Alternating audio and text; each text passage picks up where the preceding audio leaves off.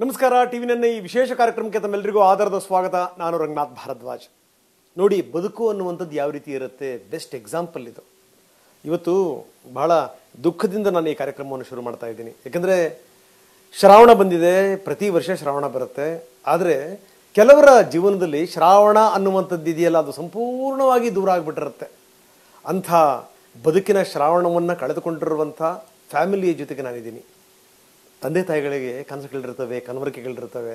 ಮುಂದೆ ದೊಡ್ಡವರಾದ ಮೇಲೆ ಮಕ್ಕಳು ದೊಡ್ಡವರಾಗಬೇಕು, ಬೆಳಿಬೇಕು, ಎತ್ತರಕ್ಕೆ ಹೋಗಬೇಕು, ಮುಂದೆ ನಾವು ಕಷ್ಟದಲ್ಲಿದ್ದಂಥ ಸಂದರ್ಭದಲ್ಲಿ ಅವ್ರು ನಮ್ಮನ್ನು ನೋಡ್ಕೋಬೇಕು ಅಂತ. ಆದರೆ ಕಣ್ಣೆದುರುಗಡೆ ಮಗ ಹೋಗ್ಬಿಟ್ರೆ ಆ ಮನೆಯ ಸ್ಥಿತಿ ಯಾವ ರೀತಿ ಇರುತ್ತೆ, ಹೋದಂಥ ಕಾರಣ ಏನು, ಯಾರು ಬಾರದ ಲೋಕಕ್ಕೆ ಅವನ್ನ ಕಳಿಸಿದ್ರು, ಇದನ್ನೆಲ್ಲ ನೋಡ್ಕೊಂಡಾಗ ತಂದೆ ತಾಯಿಗಳ ಮನಸ್ಸಿದೆಯಲ್ಲ, ಅದು ಕಿವುಚ್ ಹೋಗ್ಬಿಡುತ್ತೆ. ಯಾಕಂದರೆ ಹೆತ್ತಿರುವಂಥವ್ರು ನಮ್ಮ ಜೊತೆಗಿದ್ದಾರೆ, ಅನ್ನಂಗಿಲ್ಲ ಅನುಭವಿಸಂಗಿಲ್ಲ ಅಂತ ಒಂದು ಸ್ಥಿತಿ.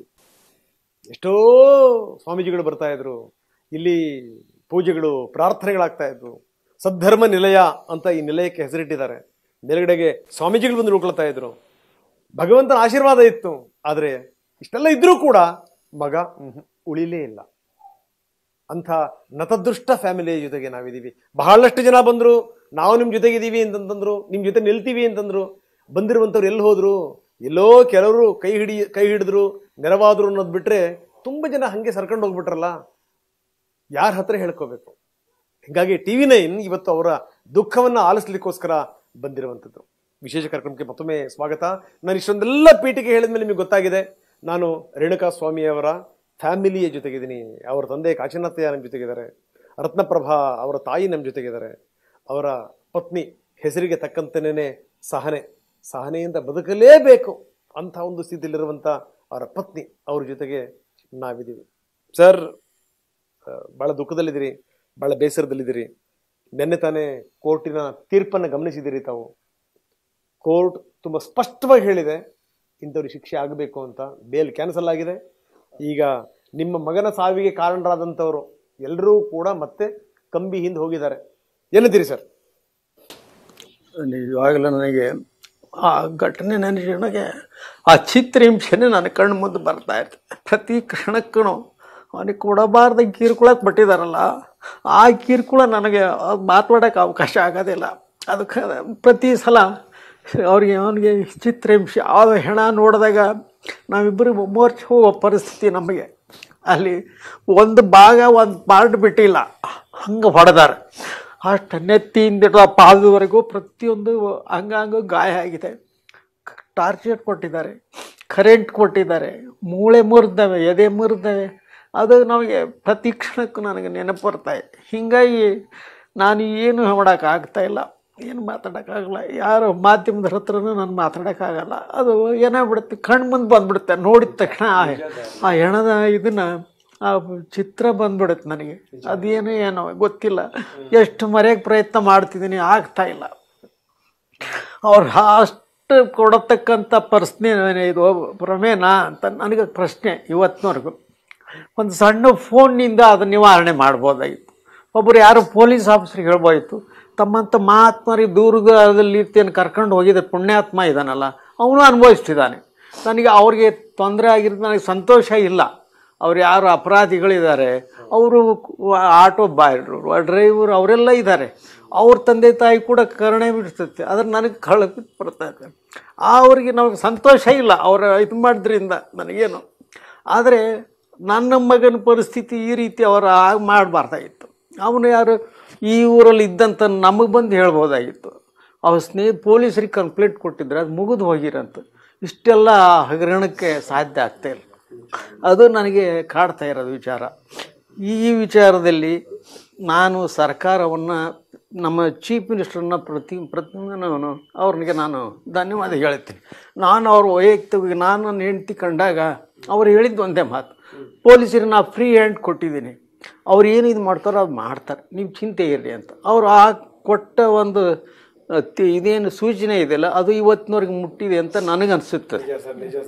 ನಾವು ಪೊಲೀಸ್ ಆಫೀಸರ್ ಕಂಡಿದ್ವಿ, ಅವರು ಕೂಡ ಅಷ್ಟೇ ಪ್ರಾಮಾಣಿಕವಾಗಿ ಅವರು ಇದನ್ನೆಲ್ಲ ಮಾಡಿದ್ದಾರೆ. ಅವ್ರು ದಯಾನಂದ್ ಸಾಹೇಬ್ ಇರ್ಬೋದು, ಇನ್ನೊಬ್ಬ ಯಾರು ಇರ್ಬೋದು, ಅವರೆಲ್ಲ ಹೋದಾಗ ನಾವು ಅವ್ರ ಪಾಪ ಅವ್ರು ಕೆಲವರು ಯಾರೋ ಪೊಲೀಸರು ನಮ್ಮ ನೋಡ್ರಿ ಮೊಬೈಲ್ ಕೊಡಕ್ಕೆ ಬಂದರು. ಯಾರ್ದಾರು ಬೇರೆ ಇದೆ ನೋಡ್ರಿ, ಯಾರ್ದಾರು ಇನ್ಫ್ಲುಯೆನ್ಸ್ ಇದೆಯೇನಂತ. ಅಷ್ಟೆಲ್ಲ ನಮಗೆ ನಮ್ಮ ಷಡಾಕ್ಷರಿ ಅವರು, ನಮ್ಮ ಯಜಮಾನರು, ನಮ್ಮ ಮಲ್ಲಿಕಾರ್ಜುನ ಸ್ವಾಮಿಗಳು ಅಂತ, ಅವ್ರ ಜೊತೆಗೆ ನಾವೆಲ್ಲ ಹೋಗಿದ್ವಿ. ನಮಗೆ ಯಾಕಂದ್ರೆ ನಾವು ಪೊಲೀಸ್ ಅಂದರೆ ನಮ್ಗೆ ಭಯ, ಅದಕ್ಕೆ ಇವ್ರನ್ನೆಲ್ಲ ಕರ್ಕೊಂಡು ಹೋಗಿ ಅವರೆಲ್ಲ ಬಂದಿದ್ದರು ಸಮಾಜದವರೆಲ್ಲ. ಅವರೆಲ್ಲ ಮಾತಾಡಿ ಅಷ್ಟೆಲ್ಲ ಮಾಡಿದಾಗ ಎಲ್ಲರಿಗೂ ಕೂಡ ನಮಗೆ ಪ್ರತಿಯೊಬ್ಬರು ಸಣ್ಣವರಿಂದ ಹಿಡಿದು ದೊಡ್ಡವರವರೆಗೂ ಪ್ರತಿಯೊಬ್ಬರು ನಮಗೆ ಸಹಕಾರ ಕೊಟ್ಟಿದ್ದಾರೆ. ಈ ವಿಚಾರದಲ್ಲಿ ಕರ್ನಾಟಕ ತುಂಬ ನಮಗೆ ಸಹಕಾರ ಕೊಟ್ಟು ಅವನ್ನೆಲ್ಲ ಸ್ಟ್ರೈಕ್ ಎಲ್ಲ ಮಾಡಿದ್ದಾರೆ, ಪ್ರತಿಯೊಬ್ಬರೂ ಮಾಡಿದ್ದಾರೆ. ಕೊಲೆ ಅದನ್ನು ನಿರ್ದಾಕ್ಷಿಣ್ಯ ಇದನ್ನು ಮಾಡಿದ್ದಾರೆ. ನನಗೆ ಭಾಳ ಆಶ್ಚರ್ಯ ಆಗುವಂಥದ್ದು, ಕಾಶಿನಾಥಯ್ಯನವ್ರು ನೋಡಿದಂಥ ಸಂದರ್ಭದಲ್ಲಿ ಅವ್ರು ಹೇಳ್ತಾರೆ, ಅವರ ಜೊತೆಗಿದ್ದಂಥವರು ಯಾರಿದಾರಲ್ಲ, ಆ ಜೊತೆಗಿದ್ದಂಥವರು ಅವರು ತಪ್ಪು ಅಂತ ನನಗೆ ಅನಿಸ್ತಾ ಇಲ್ಲ, ಅವ್ರಿಗೆ ಶಿಕ್ಷೆ ಆಗೋದೇನು ನಮಗೆ ಬಹಳ ಖುಷಿ ಅಂತ ಅನಿಸ್ತಾ ಇಲ್ಲ. ಆಟೋ ಹೊಡಿತಿರೋರು, ಯಾರೋ ಕೂಲಿ ಮಾಡ್ತಿರೋರು, ಸಂಕಟದಲ್ಲಿರೋ, ಅಂದರೆ ಇವ್ರ ಮನಸ್ಸು ನೋಡಿ ಯಾವ ರೀತಿ ಇದೆ ಅಂತ. ಒಬ್ಬ ಮನುಷ್ಯನ ಮನಸ್ಸನ್ನು ಅರ್ಥ ಮಾಡ್ಕೊಳ್ಳೋಕ್ಕೆ ಇಷ್ಟು ಸಾಕು ನೋಡಿ. ಕಾಶಿನಾಥಯ್ಯನವ್ರನ್ನ ನಾನು ಆರಂಭದಿಂದ, ಅಂದರೆ ಈ ಘಟನಾವಳಿಗಳಾದಾಗಿಂದ ಬಂದು ನೇರವಾಗಿ ಭೇಟಿ ಮಾಡಿರೋದು ಇವತ್ತೇ. ನಾನು ನಮ್ಮ ದೃಶ್ಯಗಳನ್ನ ನೋಡ್ತಾ ಇರ್ತೀನಿ. ಅವರಿಗೆ ಮಾತೃ ಮನಸ್ಸು, ಅವರಿಗೆ ದುಃಖ ತಡ್ಕೊಳಕ್ಕಾಗಲ್ಲ ಅವ್ರಿಗೆ. ಇನ್ನು ಅವರ ಪತ್ನಿ ಇದ್ದಾರೆ ರತ್ನಪ್ರಭಾ ಅವರು, ನೋಡಿ ಎಂಥ ಅದ್ಭುತವಾದ ಹೆಣ್ಮಗಳು ಅಂದರೆ. ಮೊನ್ನೆ ಮಾತಾಡ್ತಾ ಇದ್ರು, ಅವರು ಕೂಡ ಅಷ್ಟೇ ತುಂಬ ರೆಸ್ಪೆಕ್ಟ್ಫುಲ್ಲಿ ಮಾತಾಡೋದು.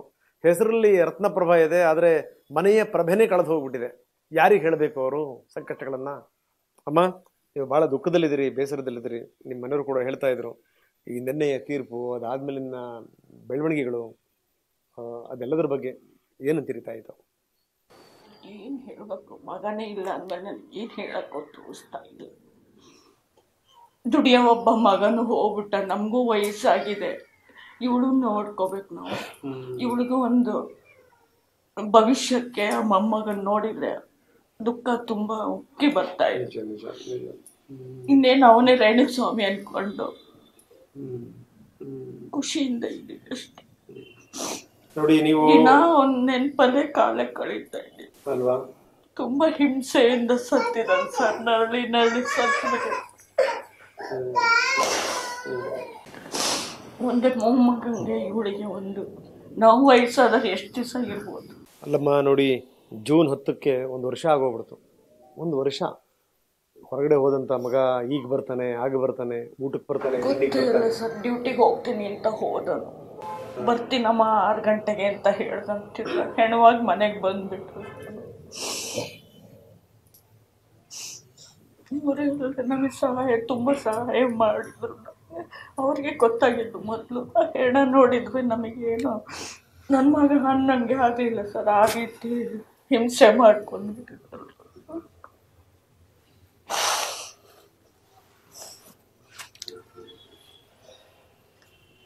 ಸಮಾಧಾನ ಮಾಡ್ಕೊಳ್ಳಿ. ಯಾಕಂದರೆ ಕ್ಷಣ ನಾವು ಲೇಟ್ ಆದ್ರೂ ಯಾವಾಗ ಬರ್ತೀಯಪ್ಪ ಊಟಕ್ಕೆ, ಎಷ್ಟೊತ್ತಾಗುತ್ತೆ? ಅಪೋಲಕ್ಕೆ ಹೋಗ್ತಿದ್ನಲ್ಲ ಸರ್, ತುಂಬ ಲೇಟಾಗಿ ಬರೋನು. ರಾತ್ರಿ 12:30 ಬಾಕ್ಸ್ಗಳೆಲ್ಲ ಬರೋವು. ಅದನ್ನೆಲ್ಲ ಹಾಕಿ ಬಂದಾಗ ಅವ್ರು 10 ಸಲ ಫೋನ್ ಮಾಡೋರು, ಯಾವಾಗ ಬರ್ತೀಯಾ? ಬರ್ತೀನಪ್ಪಾಜಿ. ಅವತ್ತು ರಾತ್ರಿ 2 ಗಂಟೆ ತನಕ ಕಾತ್ಕೊಂಡು ಕೂತಿದ್ದಾರೆ. ಶನಿವಾರ ಮಗ ಬರ್ತಾನೆ. ನಮಗೆ ಗೊತ್ತೇ ಇಲ್ಲ. 6 ಗಂಟೆಗೆ ಬರ್ತೀನಮ್ಮ ಅಂತ ಹೇಳೋದನ್ನು 7:15 ನಾವು ಫೋನ್ ಮಾಡಿದ್ರೆ ಸ್ವಿಚ್ ಆಫ್ ಅಂತ ಬಂದು ಸರ್, ಅಲ್ಲಿಂದ ಅಲ್ಲಿವರೆಗೂ ಸ್ವಿಚ್ ಆಫ್ ಆಗೋದು. ನಮ್ಮ ಸತ್ತಿರೋದು ನಮಗೆ ಗೊತ್ತೇ ಇಲ್ಲ. ನಮಗೆ ಇವ್ರ ಕಡೆ ಫಸ್ಟು ಇವ್ರಿಗೆ ಗೊತ್ತಾಗಿತ್ತು. ಅವ್ರಿಗೆ ಗೊತ್ತಾದ್ಮೇಲೆ ಅವರು ಪಾಪ ನಮಗೆ ತಿಳಿಸೇ ಇಲ್ಲ.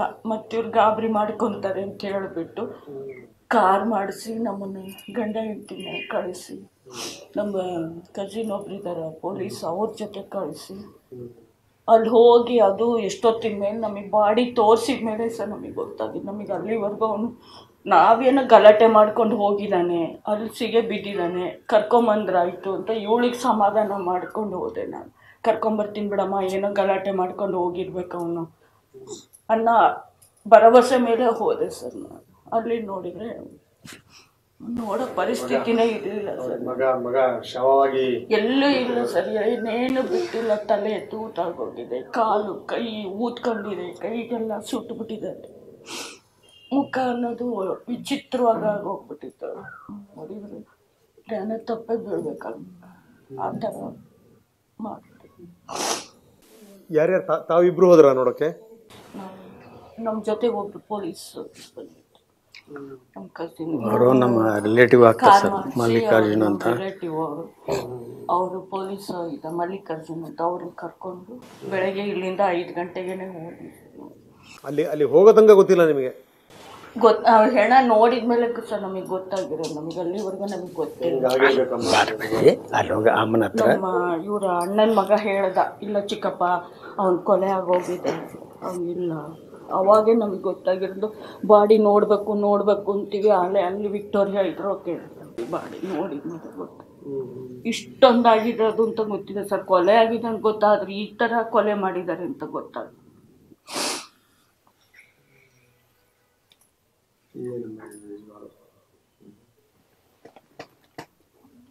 ಕರವರ್ಗದ ಪರಮಾವಧಿ ಇದು. ಗಳಿಗೆನ ಹಂಗಿತ್ತು ನಮ್ಮ ರಾಜ್ಯರನೇ ಸರ್. ನೋಡಿ ಎಂಥ ಜನಗಳು ನೀವು. ನಿಮ್ಮ ಮನೆಯವ್ರು ನೋಡಿದ್ರೆ ನಮಗೆ ಬೇರೆಯವ್ರಿಗೆ ಶಿಕ್ಷೆ ಆಗಿರೋದು ನಮ್ಗೇನು ಖುಷಿ ಕೊಟ್ಟಿಲ್ಲ ಅಂತಾರೆ. ನೀವು ನೋಡಿದ್ರೆ ನಮ್ಮ ಗಳಿಗೆನೇ ಹಂಗಿತ್ತೇನೋ, ನಮ್ಮ ಗ್ರಾಚಾರನೇ ಹಂಗಿತ್ತೇನೋ ಅಂತೀರಿ. ಏನು ಅದ್ಭುತವಾದ ತಂದೆ ತಾಯಿಗಳು ನೀವು. ಮಗ ಉಳಿಲಿಲ್ವಲ್ಲ ಸರ್. ಎಂಥ ತಂದೆ ತಾಯಿ ಇದ್ರೆ ಮಗ ಉಳಿತಿದ್ರೆ ಚೆನ್ನಾಗಿ. ಅವಳನ್ನು ನೋಡಬೇಕು, ಮೊಮ್ಮಗನ್ನು ನೋಡಬೇಕು ಸರ್. ಅವ್ನು ನೋಡಿದ್ರೆ ಸಾಕು ನಮಗೆ ತುಂಬ ದುಃಖ ಒತ್ತರಿಸಿ ಬರುತ್ತೆ. ಚಿಕ್ಕ ವಯಸ್ಸಿಗೆ ತಂದೆ ನೋಡ್ದಂಗೆ ಆಯ್ತಲ್ಲ ಅದು.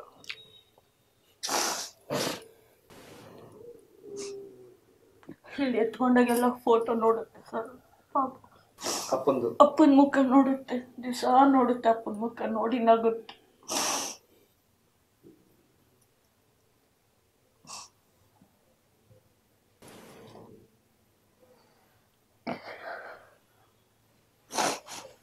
ನೋಡಿ ತಾಯಿಯ ಸ್ಥಿತಿ ಇದು. ಯಾರಿಗೆ ಹೇಳಬೇಕು ಅವರು? ಯಾರ ಹತ್ರ ತಮ್ಮ ನೋವನ್ನು ತೋಡ್ಕೋಬೇಕು?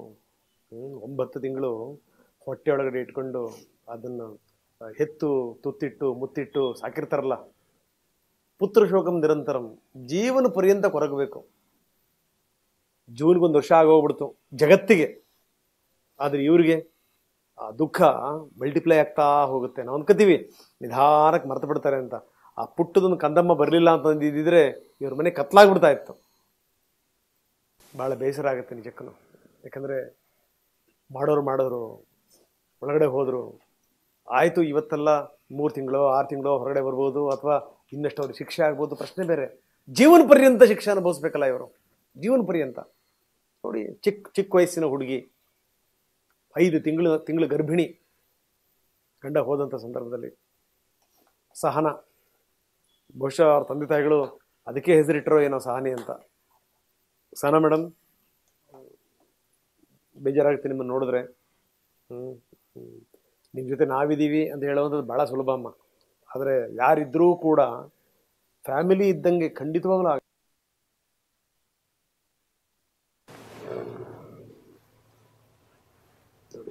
ಇದು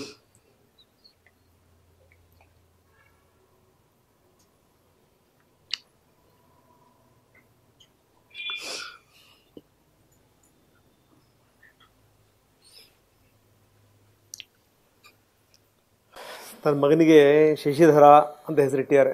ಅಂದರೆ ಅವ್ರಿಗೆ ಗೊತ್ತಾಗಿದೆ ಮನೇಲಿ ಬೆಳದಿಂಗಳು ಹೊರಟೋಗಿದೆ, ಈಗ ಮಗುವಿನ ರೂಪದಲ್ಲಿ ಬಂದಿದೆ. ಆ ಬಂದಂಥ ಮಗು ಶಶಿಯಾಗಬೇಕು ಅಂತ, ಅಲ್ಲಿಂದ ಮತ್ತೆ ಬೆಳದಿಂಗಳು ಶುರುವಾಗಬೇಕು ಅನ್ನುವಂಥ ಕಾರಣಕ್ಕೋಸ್ಕರ ಶಶಿಧರ ಸ್ವಾಮಿ ಅಂತ ಹೆಸರಿಟ್ಟಿದ್ದಾರೆ. ನೋಡಿ ಪಾಪ, ಚಿಕ್ಕ ವಯಸ್ಸು, ಏನು ಗೊತ್ತು, ಬದುಕಿನ ಮುಸ್ಸಂಜೆಯಲ್ಲಿರುವಂಥ ಅತ್ತೆ ಮಾವ, ಅವ್ರದ್ದು ಕೂಡ ಕನಸು ಕನವರಿಕೆ ಒಂದೇನೆ. ನನ್ನ ಸೊಸೆ ನೋಡಬೇಕು, ನನ್ನ ಮೊಮ್ಮಗನ ನೋಡಬೇಕು, ಅವ್ರ ಜೀವನ ನೋಡಬೇಕು. ನೋಡಿ, ಮನೆಯಲ್ಲಿ ದುಃಖದ ವಾತಾವರಣ ಇದೆ. ಮಕ್ಕಳುಗಳಿಗೆ ಪಾಪ ನೋಡಿ ಅವಕ್ಕೆ ಏನು ಗೊತ್ತಾಗುತ್ತೆ? ಬರ್ತವೆ, ಅಜ್ಜಿ ಕುತ್ಕೋತವೆ, ಮತ್ತೆ ಹೋಗ್ತವೆ. ಇದು ಅವ್ರಿಗೂ ಆ ಮಕ್ಕಳುಗಳಿಗೂ ಇರೋವಂಥ ಕುತೂಹಲ. ಯಾಕೆ ಅಜ್ಜ ಅಜ್ಜಿ ನಮ್ಮ ಅತ್ತೆ ಇಷ್ಟೊಂದು ಅಳ್ತಾರೆ ಅನ್ನೋದು ಯಾರಿಗೆ ಹೇಳಬೇಕು? ಅವ್ರಿಗಿರೋವಂಥ ಚಿಂತೆ ಒಂದನೇನೆ, ಸೊಸೆಯ ಬದುಕು ಚೆನ್ನಾಗಿರಬೇಕು, ಮೊಮ್ಮಗನ ಭವಿಷ್ಯ ಚೆನ್ನಾಗಿರಬೇಕು ಅನ್ನುವಂಥದ್ದು. ಖಂಡಿತವಾಗ್ಲೂ ಇಡೀ ಸಮಾಜ ಅವ್ರ ಜೊತೆ ನಿಲ್ಲುತ್ತೆ. ಸಹನಾ, ನಾನು ನಿಮ್ಮನ್ನು ಕೇಳ್ತಾ ಇದ್ದೀನಿ, 2-3 ದಿವಸ ನಿಮ್ಮ ಮನೆಯವರು ಕಾಣಲೇ ಇಲ್ಲ ಅಂತಂದಾಗ ಹೆಂಗಮ್ಮ ನಿಮಗೇನು ಫೋನ್ ಮಾಡಲಿಲ್ವ ಅವರು? ಮಾಡಿದ್ರು ಮಧ್ಯಾಹ್ನ ಹೊತ್ತು, ನಾನು ಸೈಲೆಂಟ್ ಮೋಡ್ ಇಟ್ಟಿದ್ದೆ, ಎತ್ತಲಿಲ್ಲ. ಆಮೇಲೆ ನಮ್ಮ ಅತ್ತರಿಗೆ 12 ಗಂಟೆ ಅಷ್ಟೊತ್ತಿಗೆ ಫೋನ್ ಮಾಡಿ ಊಟಕ್ಕೆ ಬರಲ್ಲ, ಫ್ರೆಂಡ್ಸ್ ಹಳೆ ಫ್ರೆಂಡ್ಸ್ ಸಿಕ್ಕಾರೆ, ಹೋಟ್ಲಿಗೆ ಹೋಗ್ತೇನೆ, ಅಲ್ಲೇ ಊಟ ಮಾಡ್ತೇನೆ, 6 ಗಂಟೆ ಅಷ್ಟೊತ್ತಿಗೆ ಬರ್ತಾನೆ ಅಂತ ಹೇಳಿದ್ರು. ನಾವು ರಾತ್ರಿ ಎಲ್ಲ ಕಾಯ್ತೇನೆ ಇದ್ವಿ, ಬರಲಿಲ್ಲ. ತಾವೇನಾದ್ರು ಮಧ್ಯದಲ್ಲಿ ಫೋನ್ ಮಾಡಕ್ಕೆ ಟ್ರೈ ಮಾಡಿದ್ರಾ? ಸ್ವಿಚ್ ಆಫ್ ಎಲ್ಲರೂ ಮಾಡಿದ್ವಿ, ಮತ್ತೆ ನಮ್ಮ ಮಾವ ಸ್ವಿಚ್ ಆಫ್ ಅಂತ. ಸೊ ಅವತ್ತು ಏನಾವತ್ತು ಆಫೀಸಿಗೆ ಅಂದರೆ ಮೆಡಿಕಲ್ ಶಾಪಿಗೆ ಬೆಳಿಗ್ಗೆ ಸೊ ಅದೇ ಲಾಸ್ಟು. ಓಕೆ, ಈ ಸಂಗತಿ ಯಾವಾಗ ಗೊತ್ತಾಯ್ತು ಸಹ ನಿಮಗೆ? ಹೀಗೆ ಹೇಳಿದ್ದಿಲ್ಲ, ಜಗಳ ಮಾಡ್ಕೊಂಡಾನೆ ಅಂತ ನನಗೆ ಸುಳ್ಳು ಹೇಳಿದ್ದು. ಪ್ರೆಗ್ನೆಂಟ್ ಇದ್ನಲ್ಲ, ಹೇಳಿದ್ದಿಲ್ಲ. ಏನೋ ಜಗಳ ಮಾಡ್ಕೊಂಡಾರೆ, ಬೆಂಗಳೂರಾಗಿದ್ದಾರೆ, ಏನೋ ಡ್ಯೂಟಿ ಸಲುವಂದನೇ ಜಗಳ ಆಗಿದೆ ಅಂತಾನೆ ಸುಳ್ಳು ಹೇಳೇ ಹೋದ್ರು. ತಿಳಿಸಿದ್ದಿಲ್ಲ. ಆಮೇಲೆ ಬೆಳಿಗ್ಗೆ ಹೊತ್ತು ಗೊತ್ತಾಗ್ತು. ಬೆಳಿಗ್ಗೆ ಗೊತ್ತಾಯ್ತು ನನಗೆ. Okay okay okay. ಎಷ್ಟು ಗಂಟೆಗಳ ನಂತರ ಗೊತ್ತಾಗಿತ್ತು?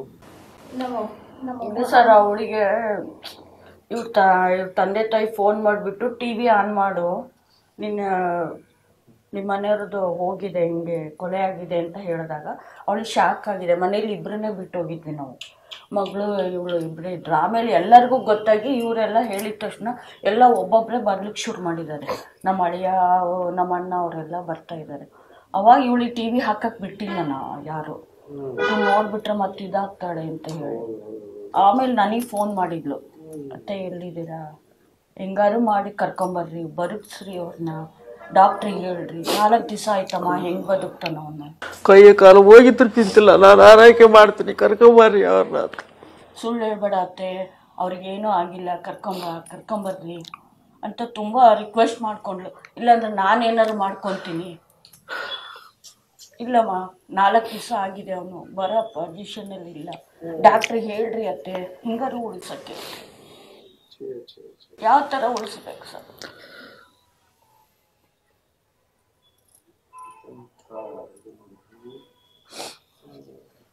ಫೋನ್ ಮಾಡ್ತಿದ್ದಾಳೆ, ನಾವು ಸುಳ್ಳು ಹೇಳ್ತಾ ಇದ್ದೀವಿ, ಕರ್ಕೊಂಬರ್ತೀವಮ್ಮ, ಹೆಣ್ಮಗ್ ಕರ್ಕೊಂಬರ್ತೀವಿ ಅಂತ ಹೇಳಿಲ್ಲ ಸರ್. ಕೊನೆಗೆ ಅವಳಿಗೆ ಹೆಂಗೋ ವಿಷಯ ಗೊತ್ತಾಗಿ ಫೋನ್ ಮಾಡಿದ್ಲು ನನಗೆ, ಮತ್ತೆ ಹಿಂಗಾರು ಮಾಡಿ ಕರ್ಕೊಂಬರ್ರಿ, ನಾನು ನೋಡ್ಕೊತೀನಿ ಅವ್ರನ್ನ, 4 ದಿವಸ ಆಯ್ತಮ್ಮ, ಅವ್ನು ಹೆಂಗೆ ಬರ್ತಾನೆ, ಡಾಕ್ಟ್ರಿಗೆ ಹೇಳ್ರಿ, ಉಳ್ಸೋಕ್ಕೆ ಹೇಳ್ರಿ, ಒಂಚೂರು ಜೀವ ಇದ್ದು ಸಾಕು ನನಗೆ. ಆ ಟೈಮಲ್ಲಿ ಹೇಳಂಗಿಲ್ಲ, ಶಾಕ್ ಆಗ್ತಾಳೆ. ಎಂಥ ಸ್ಥಿತಿ ಅಮ್ಮ ಇದು. ನೀವು ನೋಡಿದ್ರೆ ಅಲ್ಲಿದ್ದೀರಿ, ಹೇಳಂಗಿಲ್ಲ, ಬಿಡಂಗಿಲ್ಲ. ಆಮೇಲೆ ಹೇಗೋ ಗೊತ್ತಾಗಿದೆ, ಟಿ ವಿ ನೋಡಿ ಸಮಾಧಾನ ಮಾಡ್ಕೊಂಡು. ನಿಮಗೆ ಟಿ ವಿ ಹಾಕಿದಾಗಲೇ ಗೊತ್ತಾಗಿದ್ದು? ನೋಡಿದ್ದಿಲ್ಲ, ಅದು ಹಚ್ಚಿದ್ರು ಬರ್ತಿದ್ದಿಲ್ಲ, ನಾವು ತೆಗೆದ್ಬಿಟ್ಟಿದ್ವಿ ಕನೆಕ್ಷನ್ ಕೆಲಸ ಮಾಡಿದ್ರಿ. ಇವರೆಲ್ಲ ಹೇಳಿದ ತಕ್ಷಣನೇ ನಾವು ಟಿ ವಿ ಆಫ್ ಮಾಡಿಬಿಟ್ವಿ. ಅಲ್ಲಿ ಹೋಗ್ತಿದ್ದಂಗೆ ನಮಗೆ ಮೊಬೈಲ್ ಇದು ಮಾಡಿ ಗಲೆ ಹೇಳಿದ್ದು. ಪೊಲೀಸ್ನವರೆಲ್ಲ ಹಿಂಗೆ ಬಂದುಬಿಟ್ರು, ಮೀಡಿಯಾದವರೆಲ್ಲ ಬರೋಕ್ಕೆ ಶುರು ಮಾಡಿಬಿಟ್ರಲ್ಲ, ಟಿ ವಿಯಲ್ಲಿ ಬರುತ್ತೆ ಅಂತ ಇವಳಿಗೆ ನಾವು ಮನೆಗೆ ಫೋನ್ ಮಾಡಿ ಹೇಳಿದ್ವಿ, ಹಾಕಕ್ಕೆ ಹೋಗ್ಬೇಡ್ರಿ. ಎಷ್ಟು ತನಕ ಮುಚ್ಚಿಡಕ್ಕೆ ಸಾಧ್ಯ ಹೇಳಿ ಅಲ್ವಾ? 11 ಗಂಟೆ. ನೋಡಿ, ಎಂಥ ಅದ್ಭುತವಾದ ಫ್ಯಾಮಿಲಿ. ತಂದೆ ತಾಯಿ ಕಣ್ಣೀರಲ್ಲಿ ಕೈ ತೊಳಿತಾ ಇದ್ದಾರೆ. ಅವ್ರಿಗೆ ತಾನು ಹೆತ್ತ ಮಗ ಶವ ಆಗಿದ್ದಾನಲ್ಲಿ, ಅದು ಎಂಥ ಸ್ಥಿತಿನಲ್ಲಿ, ಯಾವ ಭಾಗವನ್ನೂ ಕೂಡ ಬಿಟ್ಟಿಲ್ಲ, ಅಷ್ಟರ ಮಟ್ಟಿಗೆ ಚಿತ್ರಹಿಂಸೆ ಕೊಟ್ಟು ಕೊಂದಿರುವಂಥದ್ದು, ಅಂಥ ಸ್ಥಿತಿ. ಇನ್ನೊಂದು ಕಡೆಗೆ 5 ತಿಂಗಳ ಗರ್ಭಿಣಿ. ಆಕೆ ಹೇಳ್ತಿದ್ದೊಂದೇನೆ, ಒಂದು ಚೂರು ಜೀವ ಉಳಿದ್ರೂ ಸರಿ, ನಾನು ನನ್ನ ಗಂಡನ ಕಾಪಾಡ್ಕೊತೀನಿ ಅಂತ. ಎಂಥ ಸಂಗತಿ. ಅದಕ್ಕೆ ನಾನು ಹೇಳೋದು, ಯಾರೋ ಏನೋ ಉಮ್ಮಿದಲ್ಲಿ ಮಾಡ್ತಾರಲ್ಲ, ಇವೆಲ್ಲ ಕಣ್ಣೀರಿನ ಶಾಪಗಳು ತಟ್ಟದಂಗಿರ್ತಾವ ಹೇಳಿ. ಮಾಡಿದವ್ರಿಗೆ ಶಿಕ್ಷೆ ಆಯಿತು, ಒಳಗಡೆ ಹೋದರು, ಇವತ್ತು ನಾಳೆ ಬರ್ಬೋದು, ಪ್ರಶ್ನೆ ಬೇರೆ. ಆದರೆ ಆಗಿರೋದು ಯಾರಿಗೆ ಹೇಳಬೇಕು ಇವ್ರ ಕಷ್ಟಗಳನ್ನು? ಸರಿ, ಇಷ್ಟೆಲ್ಲ ಆದಮೇಲೆ ಸಹನ ಎಷ್ಟೊತ್ತಿಗೆ ನಿಮಗೆ ಗೊತ್ತಾಗಿದ್ದು? ಎಷ್ಟೊತ್ತಿಗೆ ನಿಮಗೆ? ಬೆಳಿಗ್ಗೆ ಹೊತ್ತು ಗೊತ್ತಾಗ್ತು. ಆಮೇಲೆ ಜನಗಳು ಬರ್ತಾ ಇದ್ದಾನೆ, ಸಂಶಯ ಬಂತು, ಯಾರು ಬರಲಿ, ಎಲ್ಲರಿಗೂ ಕೇಳಿದ್ರೆ ಎಲ್ಲರೂ ಮುಚ್ಚಾಕ್ತಿದ್ರು. ಆಮೇಲೆ ಗೊತ್ತಾಗ್ತು, ಆಮೇಲೆ ಫೋನ್ ಮಾಡಿದೆ ಇವರಿಗೆ. ಏನಮ್ಮ, ಹೆಂಗಿತ್ತು ಮನಸ್ಥಿತಿ ಪಾಪ ಅವಾಗ?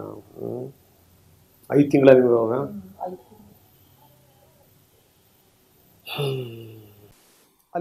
ಅಲ್ಲಿ ಹೋದಾಗ ಯಜಮಾನ್ರೆ ಕೇಳಿದ್ರ ಸಂಬಂಧಪಟ್ಟಂತವ್ರನ್ನ?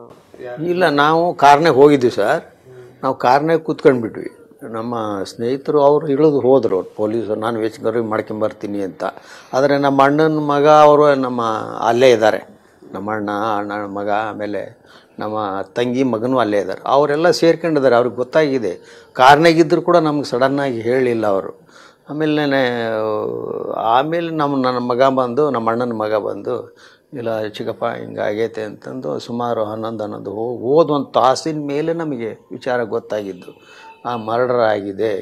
ಯಾಕೆ ಏನು ಅಂತಂದು ಏನಂತನೂ ಗೊತ್ತಿಲ್ಲ, ಮರ್ಡರ್ ಆಗಿದೆ ಅಂತ ಅಷ್ಟೇ ಅಂದರು. ಬಾಡಿ ಅಲ್ಲಿ ಹಾಸ್ಪಿಟ್ಲಾಗಿದೆ, ಅಲ್ಲಿ ಇನ್ನೂ ಪೋಸ್ಟ್ ಮಾರ್ಟಮ್ ಅದೆಲ್ಲ ಆಗ್ಬೇಕಂತ. ಆಮೇಲೆ ನಾವು ಪೊಲೀಸ್ ಸ್ಟೇಷನ್ ಒಳಗೆ ಹೋದ್ವಿ. ಪೊಲೀಸ್ ಸ್ಟೇಷನ್ ಹೋಗಿ ಕುಂಡ್ರಿಸಿದ್ರು ಕೂಡ ಒಂದು ತಾಸಾದರೂ ಕೂಡ ಅವರು ಏನು ವಿಚಾರ ಹೇಳೋಂಗಿಲ್ಲ. ತಳಗ ಮೇಲೆ ಹೋಗ್ತಾರೆ, ತಳಗ ಮೇಲೆ ಬರ್ತಾರೆ. ನಮಗೆ ಅದೇನೇನೋ ಹೇಳ್ತಿದ್ರು. ನಾನು ಪೊಲೀಸ್ ಮೇಲೆ ಸಿಟ್ಟಾಗ್ಬಿಟ್ಟೆ. ಯಾಕೆ ಹಿಂಗೆ ಮಾಡ್ತೀರಿ, ಯಾಕೆ ಏನಿತ್ತು ವಿಚಾರ ತಿಳಿಸ್ರಿ ಅಂತ. ಗೊತ್ತಿಲ್ಲ ನಿಮಗೆ ಆವಾಗ ಹೇಳ್ತಾರೆ ಅವ್ರು, ಹಿಂಗಾಗಿದೆ, ಏನೋ ದುಡ್ಡಿನ ವಿಚಾರದಲ್ಲಿ ನಿಮ್ಮ ಮಗನಿಗೆ ಇದಾಗಿದೆ ಅಂತ ಅವಾಗ ಹೇಳಿದರು. ಅಲ್ಲಿ ತನಕ ಪೂರ್ತಿ ಗೊತ್ತಿಲ್ಲ. ಆಮೇಲೆ ನಮ್ಮನ್ನು ಅಲ್ಲೇ ಹಾಸ್ಪಿಟ್ಲಿಗೆ ಅದೆಲ್ಲ ಕರ್ಕೊಂಡೋಗಿ ನಮಗೆ ಮತ್ತು ತೋರಿಸಿ ಅದೆಲ್ಲ ಬಾಡಿ ಕೊಡೋಕೆ ಸೈನ್ ಮಾಡಿಸ್ಕೊಂಡು ಬಂದು ಅದೆಲ್ಲ ಮಾಡಿದ್ರು.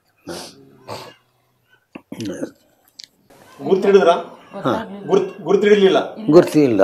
ಅಷ್ಟು ಎಲ್ಲ ಬಾಯಿ ಇದೆಲ್ಲ ನಾಯಿ ತಿಂದ್ಬಿಟ್ಟಿತ್ತೇನಿಲ್ಲ, ಫುಲ್ಲು ತುಟಿ ಇದೆಲ್ಲ ಇದಾಗೋಗ್ಬಿಟ್ಟಿತ್ತು. ಸ್ವಲ್ಪ ಮುಖಂದ ಹಿಡಿದು ಎಲ್ಲನೂ ಹೊಡೆದು ಗಾಯ ಮಾಡಿ ಐಡೆಂಟಿಫೈ ಮಾಡೋಕ್ಕೆ ಸಾಧ್ಯನೇ ಇಲ್ಲ. ನಮ್ಮದು ವೇಷಭೂಷಣದಿಂದ ಅವ್ರಿಗೆ ನನ್ನ ಚಡ್ಡಿ ಅದೆಲ್ಲ ನೋಡಿ ಅವನ ಒಂದು ಸ್ವಲ್ಪ ಮುಖದಿಂದ ಇದರಿಂದ ನಮ್ಮ ಮಗ ಅಂತ ಗೊತ್ತಿಡು, ಅಷ್ಟರ ಮಟ್ಟಿಗೆ ವಿಕಾರ ಆಯಿತು. ಅದು ಅವನು ನಾವು ಡ್ರೆಸ್ ಅಂತೂ ಗೊತ್ತಿತ್ತಲ್ಲ, ಅದೆಲ್ಲ ಆಯಿತು. ಆಮೇಲೆ ಮುಖ ನೋಡ್ತಾ ಅದು ಇದಾದ ನಮ್ಗೆ ಒಂಥರ ಅಷ್ಟು. ಏನು ಯಜಮಾನ್ರೆ ನಾನು ಹೇಳೋದು, ಈ ಇಂಥದ್ದೇ ಶಿಕ್ಷೆ ಕೊಡಬೇಕಾ ಯಾರಾದ್ರೂ? ಅದೇ ಹೇಳೋದು, ತಪ್ಪು ಒಪ್ಪುಗಳು ಬೇರೆ ಇರಲಿ. ಅಲ್ಲ, ತಪ್ಪುಗಳಿರ್ಬೋದು. ನಾನು ತಪ್ಪನ್ನು ಸಮರ್ಥನೆ ಮಾಡ್ಕೊಂತಿಲ್ಲ. ಆ ತಪ್ಪಿಗೆ ಪ್ರಮಾಣವಾಗಿ ಇದು ಮಾಡಬೇಕಾಯ್ತು. ಏನಿಲ್ಲ, ಒಂದು ಆ ಪುಣ್ಯಾತ್ಗೀತಿ ಅದನ್ನು ಏನಂತ ಕಾಲು ಅದೇನೋ ಬ್ಲಾಕೋ ಏನೋ ಮಾಡ್ಬೇಕು, ಅದು ಮಾಡ್ಕೊಂಡಿದ್ರೆ ಆಗಿ ಹೋಗಿರೋದು. ಬೇಡ ಇಲ್ಲಿ ಪೊಲೀಸರಿಗೆ ಫೋನ್ ಮಾಡಿ ಹೇಳ್ಬೋದಾಗಿತ್ತ ಹಿಂಗೆ ಮಾಡ್ತಾರೆ ಅಂತ. ಅವ್ರು ದೊಡ್ಡ ವ್ಯಕ್ತಿ ಅಲ್ಲ, SP-ಗೋ DYSP-ಗೋ ಪೊಲೀಸ್ನರಿಗೋ ಫೋನ್ ಮಾಡಿದ್ರೆ ಕರೆದು ಅವ್ರು ಶಿಕ್ಷೆ ಏನು ಕೊಡ್ಬೋದಾಗಿತ್ತು, ಅರೆಸ್ಟ್ ಮಾಡ್ಬೋದಿತ್ತು, ಏನು ಮಾಡ್ಬೋದಿತ್ತು. ಪ್ರಾಣ ತೆಗೆ ಅಂತ ಇವತ್ತಿನ ತೀರ್ಮಾನದಲ್ಲಿ ಅವೆಲ್ಲ ಇನ್ಸ್ಟ್ರೂಮೆಂಟ್ರಿಂದ ಏನೇನೋ ಮಾಡ್ತಾರೆ. ಅಂಥದ್ರಲ್ಲಿ ನಾನು ಸಮರ್ಥನೆ ಮಾಡ್ಕೊಂತಿಲ್ಲ. ತಪ್ಪಿಗೆ ಆ ಥರ ಆಗಬಾರ್ದು ಅಷ್ಟೇ. ನಾನು ಮಾರ್ಗಗಳು ಇದ್ವಲ್ಲ ಅಂತ, ಮಾರ್ಗಗಳು ಇದ್ವಲ್ಲ, ಅದು ಈ ರೀತಿ ಹಿಂಸೆ ಕೊಟ್ಟು ಈ ರೀತಿ ಹೆಂಗದು ಯಾವ ರೀತಿ ಅವ್ರಿಗೆ ಮನಸ್ಸು ಬಂದಿತ್ತು. ಅದು ಕೂಡ 8-10 ಜನ ಸೇರ್ಕೊಂಡು ಒಂದು ಗೋಡೌನ್ನಲ್ಲಿ ಇಷ್ಟು ನನ್ನ ಮಗ ಇರೋದು ತಾಳ್ದಾಗ ಬಂದಿತ್ತು. ಅವನಿಗೆ ಒಡಕ್ಕೆ 5-6 ಜನ ಬೇಕು ಸರ್. ನಾನು ಅವನಿಗೆ ಏನೋ ಕುಡ್ಸಕ್ಕೆ ತಿನ್ನೋಸಕ್ಕೆ ಹೋಗಿದ್ರೆ ಮಾಂಸ ಅದೆಲ್ಲ, ನಾನು ಜಂಗಮಾನ ತಿನ್ನಕ್ಕೆ ಬರಲ್ಲ ಅಂತ ಅದೆಲ್ಲ ಬಂದಿದೆ. ನಾನು ಮಾಂಸಾಹಾರಿ ಅಲ್ಲ ಅಂತ ಅದನ್ನು ಬಾಯಿ ತುರ್ಕಕ್ಕೆ ನೋಡಿದಾರಂತೆ. ಅವೆಲ್ಲ ನಮಗೆ ಒಂಥರ ಮನಸ್ಸಿಗೆ ಹೋಗ್ತಾ ಇಲ್ಲ ಅದೆಲ್ಲ ಘಟನೆಗಳು. ನಮಗೆ ಅದು ಮತ್ತೆ ಇವರು ಇಷ್ಟು ಇದು ಮಾಡ್ಯಾರಲ್ಲ ಅಂತ ಅದೇ ಘಟನೆ ಬರ್ತಾ ಇದೆ. ನೀವು ಯಾವ ಸಿನಿಮಾದಾಗೂ ಈ ಚಿತ್ರ ನೋಡಿಲ್ಲ. ಏನು ಸಿನಿಮಾದ ಎಂಥ ಅದು ಹಂತಪ್ಪ ಅಂತ ಏನಾನ ಬರ್ತಿತ್ತು, ಅದೇನೋ ಊರು ಕಿತ್ತು ಮಾಡೋದು ಆ ಥರನೇ ಮಾಡಿದ್ದಾರೆ ಇವರು. ಸಿನಿಮಾನು ಮೀರಿಸ್ಬಿಟ್ರು. ಮೀರಿಸ್ ಎಂಥ ಕಟಕರ್ಕಿಂತ ಕಟಕರಾಗಿದೆ. ನ್ಯಾಯ ಅದು ಸಿಗುತ್ತೋ ಅದಲ್ಲ, ಅದು ಬೇರೆ. ಅದು ಕಾನೂನು ದೃಷ್ಟಿಯಿಂದ ಅದೇನಾಗುತ್ತೋ ಅದಾಗುತ್ತೆ. ನಮಗೆ ನ್ಯಾಯ ಸಿಗುತ್ತೆ ಅಂತ ನಮ್ಗೆ ಭರವಸೆ ಇದೆ. ದೇಶದ ಕಾನೂನು ಬಗ್ಗೆ ನಂಬಿಕೆ ಇದೆ. ನಾನು ಸ್ವಲ್ಪ ಓದಿ ತಿಳ್ಕೊಂಡನು. ನಾನು ಕಾನೂನು ಬಗ್ಗೆ ಪ್ರಶ್ನೆ ಮಾಡಲ್ಲ. ಆದರೆ ಕೆಲವು ಮಧ್ಯವರ್ತಿಗಳಲ್ಲಿ ಇವೆಲ್ಲ ನಡೀತಾವಲ್ಲ, ಯಾವ್ರಿಗೆ ಹೆಂಗೆ ಬೇಲ್ ಸಿಗ್ತೈತಿ, ಏನು ಆಕತಿ, ಇವೆಲ್ಲ ಸ್ವಲ್ಪ ಪ್ರಶ್ನೆ ಮಾಡಬೇಕಾದ್ದು ನಮಗೆ ಒಂಥರ ಆತಂಕ ಆಕತಿ. ಯಾಕಂದರೆ ಅಲ್ಲಿ ಹೈಕೋರ್ಟ್ನಿಂದ ನನಗೆ ನ್ಯಾಯದ ಬಗ್ಗೆ ಇದೆ. ನಾನು ಹೈಕೋರ್ಟ್ನಿಂದ ಒಂದು ಪಾಯಿಂಟ್ ನನಗೆ ಭಾಳ ನೋವಾಗಿದ್ದು. ನನಗೆ ಏನಂದರೆ ಅಪಹರಣ ಆಗಿಲ್ಲ, ಅವನಾಗಿ ಹೋಗಿದ್ದಾನೆ ಅಂತಂದು ಅಲ್ಲಿ ಕೋರ್ಟ್ನಾಗೆ. ಅಂದರೆ ಇವ್ನಿಗೆ ಹೊಡೆದು ಬಡ್ದು ಕೊಲೆ ಮಾಡಿ ಕರ್ಕೊಂಡು ಹೋದ್ರೆ ಮಾತ್ರ ಅಪಹರಣನ, ಈ ರೀತಿ ಮಾಡಿ ಕರ್ಕೊಂಡು ಹೋಗಿದ್ದು ಅಪಹರಣ ಅಲ್ವಾ? ನಾನು ನನ್ನ ವೈಯಕ್ತಿಕ ಪ್ರಶ್ನೆ ಮಾಡ್ತಿರೋದು, ನಾನು ಕಾನೂನು ಪ್ರಶ್ನೆ ಮಾಡ್ತಾ ಇಲ್ಲ. ಆದ್ರೂ ಆ ಥರ ಅವರು ನ್ಯಾಯಾಂಗದಲ್ಲಿ ಆ ಥರ ಇರಿದೆಯಾ ಅಂತ, ಹೊಡೆದು ಬಡ್ದು ಹೋದ್ರೆ ಮಾತ್ರ ಕರ್ಕೊಂಡು ಹೋದ್ರೆ ಅದು ಅಪಹರಣ ಅಂತನ? ಈ ಮೋಸ ವಂಚನೆಯಿಂದ ಮಾಡಿ ಕರ್ಕೊಂಡು ಹೋಗಿದ್ದು ಅದು ಅಪಹರಣ ಅಲ್ಲ. ನಾನು ಯಾರನ್ನೂ ಪ್ರಶ್ನೆ ಮಾಡ್ತಿಲ್ಲ. ನನ್ನ ಒಂದು ಪ್ರಶ್ನೆ ನನಗೆ ಇವತ್ತಿನವರೆಗೂ ಕಾಡ್ತಾ ಇದ್ದಾವೆ ಕೆಲವೆಲ್ಲ. ಅವು ಕಾನೂನು ದೃಷ್ಟಿಯಿಂದ ಮಾಡ್ತಕ್ಕಂಥ ಅವತ್ತು ಕಾನೂನು ಕೇಸ್ ನಡೀತಾ ಬರ್ತಾ ಇತ್ತು ಸ್ವಲ್ಪ ಪೇಪರ್ನಲ್ಲಿ, ಅವಾಗೆಲ್ಲ ಟಿ ವಿ ಮಾಧ್ಯಮದಲ್ಲಿ ಹೇಳ್ತಿದ್ದಿಲ್ಲ. ಅವೆಲ್ಲ ಬೇಕಾದಷ್ಟು ನನಗೆ ಪ್ರಶ್ನೆಗಳು ಮೂಡ್ತಾ ಇದ್ವು. ಆದರೆ ಸುಪ್ರೀಂ ಕೋರ್ಟ್ ಅದನ್ನೆಲ್ಲ ನನ್ನ ಒಂದು ಏನು ಇತ್ತಲ್ಲ ಅದನ್ನೆಲ್ಲನೂ ಅವರು ಇದು ಮಾಡಿದ್ದಾರೆ, ಅದನ್ನು ಹೌದು ರುಜುವಾತ್ ಮಾಡಿದ್ದಾರೆ. ನನಗದು ಸಂತೋಷ. ನನಗೇನು ಪ್ರಶ್ನೆಗಳು ಕಾಡ್ತಿದ್ವು ಅದನ್ನು ಸುಪ್ರೀಂ ಕೋರ್ಟ್ ಜಡ್ಜ್ ಅವ್ರನ್ನೆಲ್ಲ ಪ್ರಶ್ನೆ ಮಾಡಿ ಅದಕ್ಕೆ ಉತ್ತರ ಕೊಟ್ಟಿದ್ದಾರೆ. ನೋಡಿ, ಯಾವ ತಂದೆ ತಾಯಿಗಳಿಗೂ ಕೂಡ ಇಂಥ ಒಂದು ಸ್ಥಿತಿ ಬರಬಾರ್ದು. ಯಾಕಂದ್ರೆ ಆ ತಂದೆ ತಾಯಿಗಳು ಇಬ್ಬರು ನೋಡಕ್ಕಂತ ಹೋಗ್ತಾರೆ, ತಮ್ಮ ಮಗ ಅಂತ ಕಂಡು ಹಿಡ್ಕೊಳಕ್ಕಾಗಲ್ಲ ಅವ್ರಿಗೆ. ಅಂತಹ ಸ್ಥಿತಿ. ಈ ಮನುಷ್ಯ ರೂಪದ ರಾಕ್ಷಸರು ಅರ್ಧ ತಿಂದಿದ್ರು, ತಗೊಂಡೋಗಿ ಬಿಸಾಕದ್ಮೇಲೆ ಪ್ರಾಣಿಗಳ ಅರ್ಧ ತಿಂದಿದ್ದು. ಎಂಥ ಸ್ಥಿತಿ ನೋಡಿ ಇದು. ಯಾವ ಜೀವನ ಇದು? ಏನ್ ತಪ್ಪು ಮಾಡಿದ್ರು ಅವ್ರು? ನೋಡಿ, ನನಗೆ ತುಂಬಾ ಇಷ್ಟ ಆಗುವಂಥದ್ದು ಆ ತಂದೆ ತಾಯಿಗಳ ಪ್ರಾಮಾಣಿಕತೆ. ತಪ್ಪು ಮಾಡಿಲ್ಲ ಅಂತ ನಾವು ಹೇಳಲ್ಲ, ಸಮರ್ಥನೆ ಮಾಡ್ಕೊಳ್ಳಲ್ಲ ನಾವು. ಆದ್ರೆ ಅದಕ್ಕೊಂದು ಇಷ್ಟೊಂದು ದೊಡ್ಡ ಶಿಕ್ಷೆ ಕೊಡ್ಬೇಕಾಗಿತ್ತ? ತಿಳಿದಂಥವ್ರು, ಬೆಳೆದಂಥವ್ರು, ಸ್ಟಾರ್ಗಳು, ದೊಡ್ಡ ಹಿಂಡು ದಂಡು ಇರುವಂಥವ್ರು, ಇಷ್ಟೊಂದು ದೊಡ್ಡ ಶಿಕ್ಷೆ. ಅವನೇನು ದೊಡ್ಡ ಪರ್ಸನಾಲಿಟಿ ಇರುವಂಥ ಹುಡುಗನ? ಹಿಂಡು ದಂಡು ಕಟ್ಕೊಂಡು ಹೋಗಿದ್ನೇನೋ? ಯಾಕೆ ಇಷ್ಟೊಂದು? ಯಾವುದೋ ಒಬ್ಬ ಪೊಲೀಸ್ ಅಧಿಕಾರಿಗೆ ಹೇಳಿದ್ರೆ ಅರೆಸ್ಟ್ ಮಾಡಿದ್ರೂ ಪರವಾಗಿಲ್ಲ ಅಂತ. ಒಂದ್ ಕಡೆಗೆ ತಂದೆಯಲ್ಲಿದ್ದಂಥ ಪ್ರಶ್ನೆಗಳು. ತಾಯಿ ಯಾರಿಗೆ ಹೇಳಬೇಕು ಪಾಪ? ಯಾರಿಗೆ ಹೇಳಬೇಕು? ಈಗ ಮಾಧ್ಯಮದಲ್ಲಿ ನಾವೊಂದಿಷ್ಟು ಸಂಗತಿಗಳನ್ನ ಹಾಕ್ತಿರ್ತೀವಿ, ಕೋರ್ಟಲ್ಲಿ ಅವರೊಂದಿಷ್ಟು ಜನ ಸಂಗತಿಗಳನ್ನ ಮಾತಾಡ್ತಿರ್ತಾರೆ. ಆ ಪಾಯಿಂಟ್ಗಳು, ಈ ಪಾಯಿಂಟ್ಗಳು, ಇವ್ರು ಹೇಳ್ತಿದ್ದೀರಲ್ಲ, ಇವ್ ವಾಲಂಟ್ರಿಲಿ ಹೋದ, ಇವಂದೇ ತಪ್ಪು, ಇವಂದೇ ಪ್ರೇರಣೆ, ಎಲ್ಲವೂ ಕೂಡ ಕೇಳಿದಂಥ ಸಂದರ್ಭದಲ್ಲಿ ಹೆತ್ತಂತವ್ರಿಗೆ ಎಷ್ಟು ಹೊಟ್ಟೆ ಉರಿಯುತ್ತೆ. ಏನಪ್ಪ ಇದು? ಎಂಥ ಮನೆ! ನಾನು ವೀಕ್ಷಕರು ಜಸ್ಟ್ ನಿಮ್ ಗಮನ ತರ್ತಾ ಇದ್ದೀನಿ. ನಾನು ಮನೆಯೊಳಗಡೆ ಬಂದಂಥ ಸಂದರ್ಭದಲ್ಲಿ ಆ ಮೊದಲ ರೂಮಲ್ಲಿ 99 ವರ್ಷ ವಯಸ್ಸಿನ ಅಜ್ಜಿ ಇದ್ದಾರೆ, ಪ್ರಮೀಳಮ್ಮ ಅಲ್ವಾ ಸರ್? 99 ವರ್ಷ. ಆ ಅಜ್ಜಿ ಕಣ್ಣು ಇನ್ನೂ ತುಂಬಾ ಸ್ಪಷ್ಟವಾಗಿದೆ, ಕಿವಿ ಕೇಳಿಸಲ್ಲ. ಬರೆದು ತೋರಿಸಿದ್ರೆ ತುಂಬಾ ಸ್ಪಷ್ಟವಾಗದ. ಇನ್ನೂ ಕೂಡ ಈ ತಾಯಿಯ ತಾಯಿ ಇನ್ನೂ ಕೂಡ ಮೊಮ್ಮಗ ಎಲ್ಲಿದ್ದಾನೆ ಅಂತ ಗೊತ್ತಿಲ್ಲ, ಅದು ನಂಗೆ ಮುಚ್ಚಿಟ್ಟಿದ್ದಾರೆ. ಟ್ರಾನ್ಸ್ಫರ್ ಆಗಿದೆ, ಬೇರೆ ಕಡೆ ಕೆಲಸ ಮಾಡ್ತಾ ಇದ್ದಾನೆ, ಅದನ್ನ ಹೇಳಿ. ಅಜ್ಜಿ ನಿಮ್ಮ ತಾಯಿ ನೋಡಿ, ಚಾತಕ ಪಕ್ಷಿ ತರ ಕಾಯ್ತಾ ಇದೆ, ಚಾತಕ ಪಕ್ಷಿ ತರ. 99 ವರ್ಷ ಸರ್. ನಿಮ್ ತಾಯಿ ನೋಡಿ, ಇನ್ನೂ ಹೇಳಿಲ್ಲ ನೀವು ಅವ್ರಿಗೆ. ಹೆಂಗಾಗಬೇಕು ಆ ಜೀವಕ್ಕೆ ಏನಾದ್ರು ಕೇಳ್ಬಿಟ್ರೆ ಸರ್? ಅವನೇ ನೋಡ್ಕೊಳ್ತಾ ಇದ್ದ, ಅವನೇ ಏನಾದ್ರು ಮೆಡಿಸನ್ ತಂದು ಕೊಡೋದು. ಕೇಳ್ತಾ ಇದ್ದೆ ನಾನು. ಅವನೇ ನೋಡ್ಕೊಂತಿದ್ದ. ಆ ಅಜ್ಜಿಗೆ ಏನು ಔಷಧಿ ತರೋದು, ಬೆಡ್ ಸೋರು ಇದು ಮಾಡೋದು, ಆಮೇಲೆ ಯಾರನ್ನ ಡಾಕ್ಟ್ರ್ ಕರ್ಕೊಂಬರೋದು, ಅದೆಲ್ಲ ಆತನೇ ಮಾಡ್ತಿದ್ದ. ಈಗ ಯಾರು ಮಾಡಕ್ಕೆ? ನಮಗೆ ವಯಸ್ಸಾಗೋದು, ಎಲ್ಲಿ ಹೋಗೋಣ? ನಮಗೆ ನಾವು ಅಂತ ಅವನು ಮೆಡಿಕಲ್ ಫೀಲ್ಡ್ನಲ್ಲಿ ಇದ್ನಲ್ಲ, ಸ್ವಲ್ಪ ಏನೇನೋ ಅದನ್ನೆಲ್ಲ ಮಾಡ್ತಿದ್ದ. ಅಜ್ಜಿಗೆ ನೆಗಡೆ ಬಂದರೆ, ಅದು ಬಂದರೆ ಅದೇನು ಕೊಡೋದು ಮಾಡೋದು, ಕೆಲವರು ಡಾಕ್ಟ್ರುಗಳು ಹೇಗೆ ಕನ್ಸಲ್ಟ್ ಮಾಡ್ಕೊಂಡು ಇದು ಮಾಡೋದು, ಅದೆಲ್ಲ ಮಾಡ್ತಾಯಿದ್ದ. ಕರ್ಕೊಂಬಂದು ಹೋಗ್ತಾ ದಿನ ಅಲ್ಲಿ ನಿಂತ್ಕೊಂಡು, ಅಲ್ಲಿ ನಿಲುಕ ನಡಿ ಇದೆ ಅಜ್ಜಿ ರೂಮಲ್ಲಿ. ಅಜ್ಜಿ ನಿನಗಿನ ಇವತ್ತು ಯಮಧರ್ಮರಾಮ ನೋಟಿಸ್ ಕೊಟ್ಟನೆ ನೋಡು ಅಂತಂದು ಚೇಷ್ಟೆ ಮಾಡೋನು. ಅದೆಲ್ಲ ಹಿಂಗೆ ಏನೋ ಚೇಷ್ಟೆ ಮಾಡ್ಕೊಂಡು ಹೋಗ್ತಿದ್ದ ಅಜ್ಜಿ. ಯಾಕೋ ನನಗೆ ಯಾಕೋ ಅನ್ನೋದು ಅಜ್ಜಿ. ಆ ಥರ ಅಲ್ಲಿ ದಿನ ಅಲ್ಲಿ ನಿಂತ್ಕೊಂಡು ಮಾತಾಡ್ಕೊಂಡು ಅಜ್ಜಿ ಮಾತಾಡ್ಸ್ಕೊಂಡು ಹೋಗ್ಬೇಕು ಡ್ಯೂಟಿಗೆ ಒಂದು. ನೋಡಿ, ಮಗ ದಿವಸ ಹೋಗ್ಬೇಕಾರೆ ಅಜ್ಜಿಗೆ ಸುಮ್ಮನೆ ತಮಾಷೆ ಮಾಡೋದಂತೆ, ಕರಡಿ ಬಂದ್ ಕಡೆ ನಿಂತ್ಕೊಂಡು ಯಮಧರ್ಮರಾಯ ಏನಾದ್ರು ನೋಟಿಸ್ ಕೊಟ್ಟಿದ್ದಾನ ನೋಡು ಅಂತ. ಆದ್ರೆ ಈ ಹುಡುಗನಿಗೆ ಕೊಟ್ಬಿಟ್ಟಿದ್ರು ಯಮಧರ್ಮರು ನೋಟಿಸನ್ನ. ಇದ್ದಕ್ಕಿದ್ದಂಗೆನೇ ಅವನಿಗೆ ಬುಲಾವ್. ಯಾವ ಪರಿ ನೋಡಿ, ಎಂಥ ವಿಧಿ ಸರ್ ಇದು. ಹೆಂಗೆ ಯಜಮಾನ್ರೆ ನೀವು ನಿಜವಾಗ ಏನು ತರಬೇಕು ಜಿ, ಏನು ಬೇಕು ನಿನಗೆ ಅಂತ ಕೇಳಿ ಹೋಗೋಣ. ಏನು ಮಾಡೋದು ಇವತ್ತು ಯಾರು ಏನಾದರೂ ನಂಬಕ್ ಸಾಧ್ಯನಮ್ಮ ಈ ಥರದ್ದೇನು ನಿಜವಾಗ್ಲೂ ಹೆಂಗೆ ಗೊತ್ತಾ, ಮಕ್ಕಳು ಎಲ್ಲೋ ಹೋಗ್ತಿರ್ತಾರೆ, ಏನೋ ಕೆಲಸ ಮಾಡ್ತಿರ್ತಾರೆ, ಯಾರ ಜೊತೆಗೋ ಬೆರೀತಿರ್ತಾರೆ, ಯಾರಿಗೋ ಮೆಸೇಜ್ ಮಾಡ್ತಿರ್ತಾರೆ. ಈ ಥರದ್ದೆಲ್ಲ ಆರೋಪಗಳ ಪಟ್ಟಿ ನೋಡಿದಾಗ ತಾಯಿ ನಿಮಗೆ ಎಷ್ಟು ಹೊಟ್ಟೆ ಹೊರದಿರ್ಬೇಕು ನಿಮಗೆ. ಏನಪ್ಪ ಇದು, ಯಾವ್ದು ಸತ್ಯ ಯಾವ್ದು ಸುಳ್ಳು, ಏನು ಎತ್ತ, ಯಾರು ಮಾಡಿದ್ರು, ಯಾಕಿಂತ ಬುದ್ಧಿ ಬಂತು, ಏನಿದು, ಇದು ಇದು ಇದು ಇದು ಸಾವಿನ ಶಿಕ್ಷಣ ಇದಕ್ಕೆ. ಏನಮ್ಮ ಇದೆಲ್ಲ ಇದು ನೋಡಿ. ತಂದೆ ತಾಯಿಗಳಲ್ಲಿ ಮಾತಿಲ್ಲ, ಮೌನ ಪಾಪ, ಮೌನವೇ ಮಾತು. ಏನಾದರೂ ಮೌನವಾಗಿದ್ದು ಯಾವುದನ್ನು ಹೇಳಕ್ ಸಾಧ್ಯ ಇಲ್ಲಲ್ಲ, ಅದನ್ನ ಕಣ್ಣೀರು ಹೇಳ್ತಾ ಇದೆ ಅಷ್ಟನ್ನೇ. ಕಣ್ಣೀರು, ಈ ಕಣ್ಣೀರು ಇವತ್ತು ಬಂದಿರುವಂಥ ಕಣ್ಣೀರಲ್ಲ ಇದು. ಮಗ ನಾಪತ್ತೆಯಾದ ಅಂದಾಗಿನಿಂದ ಅಲ್ಲಿ ಹೋಗಿ ಅಲ್ಲಿ ಪೂರ್ತಿ ಅರ್ಧಂಬರ್ಧ ಬಿದ್ದಿರುವಂಥ ಹಣ ನೋಡಿದ್ರಲ್ಲ, ಆವಾಗಿನಿಂದ ಸುರಿತಿರುವಂಥ ಕಣ್ಣೀರು ನಿರಂತರವಾಗಿ ಸುರಿತಾ ಇದೆ.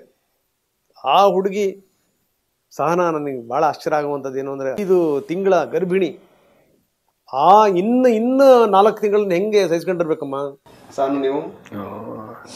ಅದು ಪರಿಸ್ಥಿತಿ ಕಷ್ಟ ಆಯ್ತು ಸರ್. ಪಾಪ ಅವರು ನಮಗೆ ಹಾಸ್ಪಿಟ್ಲರು ಭಾಳಷ್ಟು ಸಹಾಯ ಮಾಡಿದರು, ನರ್ಸಿಂಗ್ ಹೋಮ್ನವರು ಅವರೆಲ್ಲ ಆಕೆಗೆ ವಿಶೇಷ ಟ್ರೀಟ್ಮೆಂಟ್ ಎಲ್ಲ ಮಾಡೋರು. ಅವರು ಮಲ್ಲಿಕಾರ್ಜುನ ಕೀರ್ತಿ ಅಂತ, ಯಾವ ನರ್ಸಿಂಗ್ ಹೋಮ್? ಕೀರ್ತಿ ಹಾಸ್ಪಿಟ್ಲ್ ಅಂತ. ಅವರೆಲ್ಲ ನಮಗೆ ನೀನೇನು ಹೆದರಬೇಡಮ್ಮ, ನಾವು ನಾರ್ಮಲ್ ಮಾಡಿಸ್ತೀವಿ ಅಂತಂದು ಹೇಳಿ ಯಾವುದು ನಮಗೆ ಹಣಕಾಸಿನ ದುಡ್ಡು ತಳಿಸ್ಕೊಳ್ಳಲಿಲ್ಲ. ಹೌದಾ? ಹಾಂ, ಆವತ್ತಿಂದನೂ ಅವರು ಡೆಲಿವರಿ ಆಗತನಕನೂ ಅವರೇ ಎಲ್ಲ ನೋಡ್ಕೊಂಡಿದ್ದಾರೆ. ನಾವು ಅವ್ರಿಗೂ ಕೂಡ ಕೃತಜ್ಞತೆ.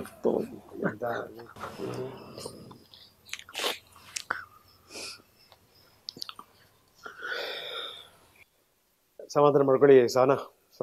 ನೋಡಿ, ಇದು ನಾನು ಟಿ ವಿ ಕಡೆಯಿಂದಲೂ ಕೂಡ ಕೀರ್ತಿ ಹಾಸ್ಪಿಟಲ್ನವ್ರಿಗೆ ಸ್ಪೆಷಲ್ ಥ್ಯಾಂಕ್ಸ್ ಹೇಳಕ್ಕೆ ಇಷ್ಟಪಡ್ತೀನಿ. ಯಾಕಂದರೆ ನೋಡಿ, ಆ ಹುಡುಗಿನ 5 ತಿಂಗಳಿಂದ ಅವರೇ ಎಲ್ಲ ಕೇರ್ ಮಾಡಿರೋದು. ಹೆರಿಗೆ ಮಾಡಿಸಿದ್ರು ಕೂಡ, ನಾರ್ಮಲ್ ಹೆರಿಗೆ ಮಾಡಿಸಿದ್ರು ಕೂಡ ₹1 ದುಡ್ಡು ತಗೊಳ್ಳಿಲ್ಲ ಅಂತೇಳಿ ಸಮಾಜದಲ್ಲಿ ಬಹಳಷ್ಟು ಜನ ಇದ್ದಾರೆ. ಯಾಕಂದರೆ ಈ ತಂದೆ ತಾಯಿಗಳು ಇವ್ರು ನೋಡ್ಬೇಕು. ನೀವು ಮೇಲ್ಗಡೆಗೆ ಬಂದಂಥ ಸ್ವಾಮಿಗಳು ಈ ಪುಣ್ಯ ಕಾರ್ಯಗಳಾಗಲಿಕ್ಕೆ, ಭಜನೆ ಆಗಲಿಕ್ಕೆ, ಶಿವಪೂಜೆ ಆಗಲಿಕ್ಕೆ ಮೇಲ್ಗಡೆಗೆ ಒಂದು ಹಾಲ್ ಬೇರೆ ಇದೆ ಅವ್ರದ್ದು. ಹೆಸರು ನೋಡಿ, ಸದ್ಧರ್ಮ ಸದನ, ಸದ್ಧರ್ಮ ನಿಲಯ. ಯಾವ ಜನ್ಮದ ಕರ್ಮ ಪಾಪ ಅವರು ಈ ಥರದ್ದು ಅನುಭವಿಸ್ತಾ ಇದ್ದಾರೆ. ಯಾವ ಜನ್ಮದ ಕರ್ಮ ಸರ್. ನಾನು ತುಂಬ ಜನ ಇತ್ತೀಚಿನ ದಿನಗಳಲ್ಲಂತೂ ಈ ಮೊಬೈಲ್ ಅನ್ನುವಂಥದ್ದು ಒಂದು ಬಂದುಬಿಡುತ್ತಲ್ಲ, ರಾದ್ಧಾಂತ ಸರ್, ರಾದ್ಧಾಂತ. ಇದು ತುಂಬ ಜನರಿಗೆ ಪಾಠ ಆಗಬೇಕು. ಯಜಮಾನ್ರೆ, ನೀವು ಭಾಳ ದುಃಖದಲ್ಲಿದ್ದೀರಿ, ಬೇಸರದಲ್ಲಿದ್ದೀರಿ. ನೋಡಿ, ಏನು ಸರ್, ನೀವು ಈಗ ವಯಸ್ಸಾದ್ಮೇಲೆ ಮಗ ನೋಡ್ಕೋಬೇಕು, ನೀವು ಅವನ್ನ ನೆನೆಸ್ಕೊಂಡು ಕಣ್ಣೀರಲ್ಲಿ ಕೈ ತೊಳೆಯುವಂಥ ಸ್ಥಿತಿ ಬಂದರೆ ಹೆಂಗೆ ಯಜಮಾನ್ರೆ? ಹೆಂಗಿದು? ಆಮೇಲೆ ಯಾರ್ಯಾರನ್ನೂ ನಂಬಿಕೊಂಡು ಯಾರ್ಯಾರ ಮೇಲೋ ಕೈ ಎತ್ತೋದು, ಯಾರ್ಯಾರನ್ನೂ ಹಿಡ್ಕೊಂಡು ಹೋಗೋದು, ಹೊಡೆಯೋದು, ಬಡಿಯೋದು, ಇದೆಲ್ಲ ಏನು ಸರ್? ಇದು ಏನು ಸರ್, ಏನು ಮಾನವೀಯತೆ ಇದು? ಯಾವನೊಬ್ಬ ತಪ್ಪು ಮಾಡ್ತಾನೆ ಅನ್ನೋ ಸಂದರ್ಭದಲ್ಲಿ ಬೇಕಾದಷ್ಟು ಮಾರ್ಗಗಳಿದೆಯಪ್ಪ ಅದಕ್ಕೆ. ನಿಜವಾಗ್ಲೂ ಈ ವಿಪರೀತವಾಗಿ ವರ್ತನೆ ಮಾಡ್ತಾರಲ್ಲ ಅಂತ ಮಕ್ಕಳುಗಳಿಗೆ ತಮ್ಮಂತವ್ರು ನೋಡಿ ಮುಂದೆ ನಮ್ಮ ತಂದೆ ತಾಯಂದ್ರಿಗೂ ಈ ತರ ಸ್ಥಿತಿ ಬರಬಾರ್ದು, ನಮ್ಮ ಹೆಂಡ್ರುಗಳಿಗೆ ಈ ತರ ಸ್ಥಿತಿ ಬರಬಾರ್ದು ಅಲ್ವಾ ಸರ್? ಬರಬಾರ್ದು. ಯಾಕೆಂದರೆ ಈ ಅವಸ್ಥೆ ಐತಲ್ಲ, ಅದು ನಮಗೆ ಗೊತ್ತು ಅದೇನು ಅಂತಂದು. ನಾವು ಇವತ್ತು ಹೊರಗಡೆ ಹೋಗೋಕೆ ಕಷ್ಟ ಆಗುತ್ತೆ ನಮ್ಗೆ, ಎಲ್ಲಿ ಜನರ ಹತ್ರ ಬೇರೆಕ್ಕಾಗಲ್ಲ. ನಾವು ಜನರಲ್ಲೇ ಬೇರ್ತು ಇದ್ದಂಥ ಜನ, ಆದರೆ ಇವತ್ತೆಲ್ಲಿ ಹೊರಗಡೆ ಹೆಜ್ಜೆ ಇಡಕ್ಕೆ ನಮಗೆ ಮನಸ್ಸಾಗಲ್ಲ. ಆದರೆ ನಮ್ಮ ಸಮಾಜದವ್ರು ನಮ್ಮನ್ನು ಇದನ್ನು ಕಂಡು ಅವ್ರು ಬಿಡಲ್ಲ. ಸಮಾಜದವರು ನಮಗೆ ಆತ್ಮಸ್ಥೈರ್ಯ ಕೊಟ್ಟು ಇದು ಮಾಡಿ ಅಷ್ಟೆಲ್ಲ ನಮಗೆ ಸಪೋರ್ಟ್ ಮಾಡ್ತಾ ಇದ್ದಾರೆ. ಅವರೆಲ್ಲರೂ ನಮ್ಮ ಸ್ನೇಹಿತರಿರ್ಬೋದು, ನಮ್ಮ ಬಂಧು ಬಳಗ ಇರ್ಬೋದು, ಸಮಾಜದಿರ್ಬೋದು, ಎಲ್ಲರೂ ನಮಗೆ ಪ್ರತಿ ಹೆಜ್ಜೆಗೂ ನಮ್ಮನ್ನು ಕಾಪಾಡ್ತಾ ಇದ್ದಾರೆ. ಇಲ್ಲ ಸರ್, ಇಲ್ಲ, ನೀವು ಯೋಚನೆ ಮಾಡಬೇಡಿ. ಆಮೇಲೆ ಇದು ನಮ್ಗೆ ಎಲ್ಲರೂ ಆತ್ಮಸ್ಥೈರ್ಯ ಹೇಳೋದೇನೆಂದರೆ, ನೀವು ಮಾಡಿದ ಪುಣ್ಯನೋ ಏನೋ ಗೊತ್ತಿಲ್ಲ, ನಿನ್ನ ಮಗ ಹೆಣ ಸಿಕ್ಕೈತಿ, ಸತ್ತಿದ್ರು ಚಿಂತಿಲ್ಲ, ಹೆಣ ಸಿಕ್ಕೈತಿ, ಅದೆಲ್ಲ ಚರಂಡಿ ಉಳ್ದು ಹೋಗಿದ್ರೆ ನಿಮ್ಮ ಮಗ ಹುಡ್ಕೆ ಅಂತಲೇ ಇರ್ಬೇಕಾಯ್ತು ನೀವು ಅಂತಂತೇನು ಹೇಳ್ತಾರೆ. ಅದೇನೋ ದುರಾದೃಷ್ಟ, ಅವನು ಕೆಡಬೇಕಾದ್ರೆ ದಂಡೆ ಮೇಲೆ ಬಿದ್ದು ಹೋಗೈತೆ, ಇಲ್ಲ ಅವ್ರು ಚರಂಡಿ ಬಿದ್ದರೆ ಸಿಗ್ತಾನೆ ಇರಲಿಲ್ಲ ಅಂತಲೂ ಎಲ್ಲರೂ ಹೇಳ್ತಾರೆ. ಅದೇನು ಸತ್ಯನೋ ಇಲ್ಲೋ ಗೊತ್ತಿಲ್ಲ ನಮಗೆ, ಆ ಚರಂಡಿ ಏನಂತನೂ ಗೊತ್ತಿಲ್ಲ, ಎಲ್ಲರೂ ಹಂಗೆ ಹೇಳ್ತಾರೆ. ಆಯ್ತು ರೀ, ನಿಮ್ಮ ಮಗ ಮಣ್ಣು ಮಾಡೋಕ್ಕಾದ್ರೆ ಸಿಕ್ಕಿದಾನಲ್ಲ ಅಂತಂತಾರೆ. ಏನು ಹೇಳ್ತೀರಿ? ಇದು ಎಷ್ಟು ನೋವಾಗುತ್ತೆ ನಮಗೆ. ಇಲ್ಲ ಸರ್, ನಿಮ್ಮನ್ನು ಸಮಾಜ ಕೈ ಬಿಡಲ್ಲ, ನೀವು ಯೋಚನೆ ಮಾಡಬೇಡಿ. ನಾವು ಏನೇ ನೀವು ಸಮಾಧಾನ ಮಾಡ್ಕೊಳ್ಳಿ, ನೀವು ಮರ್ತು ಬಿಡಿ ಅಂದ್ರೆ ನಾವು ನಮ್ಮ ಬಾಯಿ ಮಾತಿಗೆ ಅಷ್ಟೇ ನಿಮಗೆ ಹೇಳೋದು. ಆದರೆ ಮರೆಯೋಕ್ಕೆ ಸಾಧ್ಯನಾ ಯಜಮಾನ್ರೆ? ಇದನ್ನು ಮರೆಯೋಕ್ಕೆ ಸಾಧ್ಯನಾ? ಆದರೆ ಒಂದೇ ಒಂದೇನು ಅಂತಂದರೆ ಆ ತಾಯಿ ಭವಿಷ್ಯ ಅಷ್ಟೇ ಸರ್. ಈಗ ಆಗಿದೆ, ನಾವೇನು ಮಾಡೋದು? ನಾವು ವಯಸ್ಸಾದರೆ ಎಷ್ಟು ದಿನ ಬದುಕ್ತೀವೋ ಗೊತ್ತಿಲ್ಲ. ಈ ನೋವಿನಿಂದ ಇನ್ನೂ ಏನು ಮಾಡ್ತೋ ಗೊತ್ತಿಲ್ಲ. ಅವಳಿಗೊಂದು ಭವಿಷ್ಯ ಮಾಡ್ಬೇಕಂತ ನಮ್ಮದು ಇದೆ. ಯಾವ ರೀತಿ ಅಂದರೆ ಅವಳ ಕಾಲ ಮೇಲೆ ಅವಳು ನಿಲ್ಲಬೇಕು, ಆ ಮಗುನ ಬೆಳವಣಿಗೆ ಮಾಡಬೇಕು. ಅಷ್ಟೊಂದು ನಮ್ಮ ಜವಾಬ್ದಾರಿ ಇದೆ. ಅದೆಲ್ಲ ಸರ್ಕಾರಕ್ಕೆ ನಾವು ಈಗಾಗಲೇ 2 ಸಲ ಅರ್ಜಿ ಕೊಟ್ಟಿದ್ವಿ. ಕೊಟ್ಟಿದ್ರು ಕೂಡ ಅದು ಕಾನೂನಲ್ಲಿ ಅವಕಾಶ ಇಲ್ಲ ಅಂತ ನಮ್ಗೆ ಎಂಡಾಸ್ಮೆಂಟ್ ಕೊಟ್ಟರು.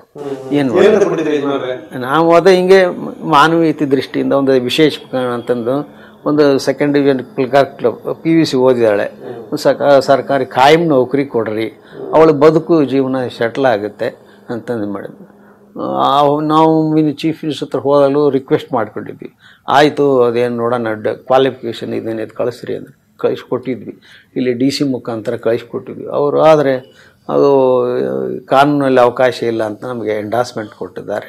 ಅಂದರೆ ನನಗೆ ಏನಾರು ಬೇಡಬೇಕಂದ್ರೆ ಮನಸ್ಸು ಕಿತ್ತು ಬರುತ್ತದೆ. ನಾವು ಕೇಳಬೇಕಂತ ಮನಸ್ಸಿನ ಅಲ್ಲ, ನಾನು ಯಾರು ಕೇಳಿ ಇದು ಮಾಡ್ಕೋಬೇಕಂತಲ್ಲ. ಸಾಧ್ಯ ಆದ್ರೆ ನಾವು 4 ಜನ ಉಪಕಾರ ಕೊಡ್ಬೇಕನ್ನೋ ಮನಸ್ಸಿನ ಇನ್ನೊಬ್ರ ಹತ್ರ ಕೇಳೋಂಥ ಮನಸ್ಸು ನಂದಲ್ಲ. ಆದರೆ ಪರಿಸ್ಥಿತಿ ದೇವರು ಈ ಥರ ತಂದಿಟ್ಬಿಟ್ಟದಾನೆ. ಎಲ್ಲರೂ ಹೋಗಿ ಕೈ ಕಾಲು ಕಟ್ಕೋಬೇಕಾಗಿತ್ತು.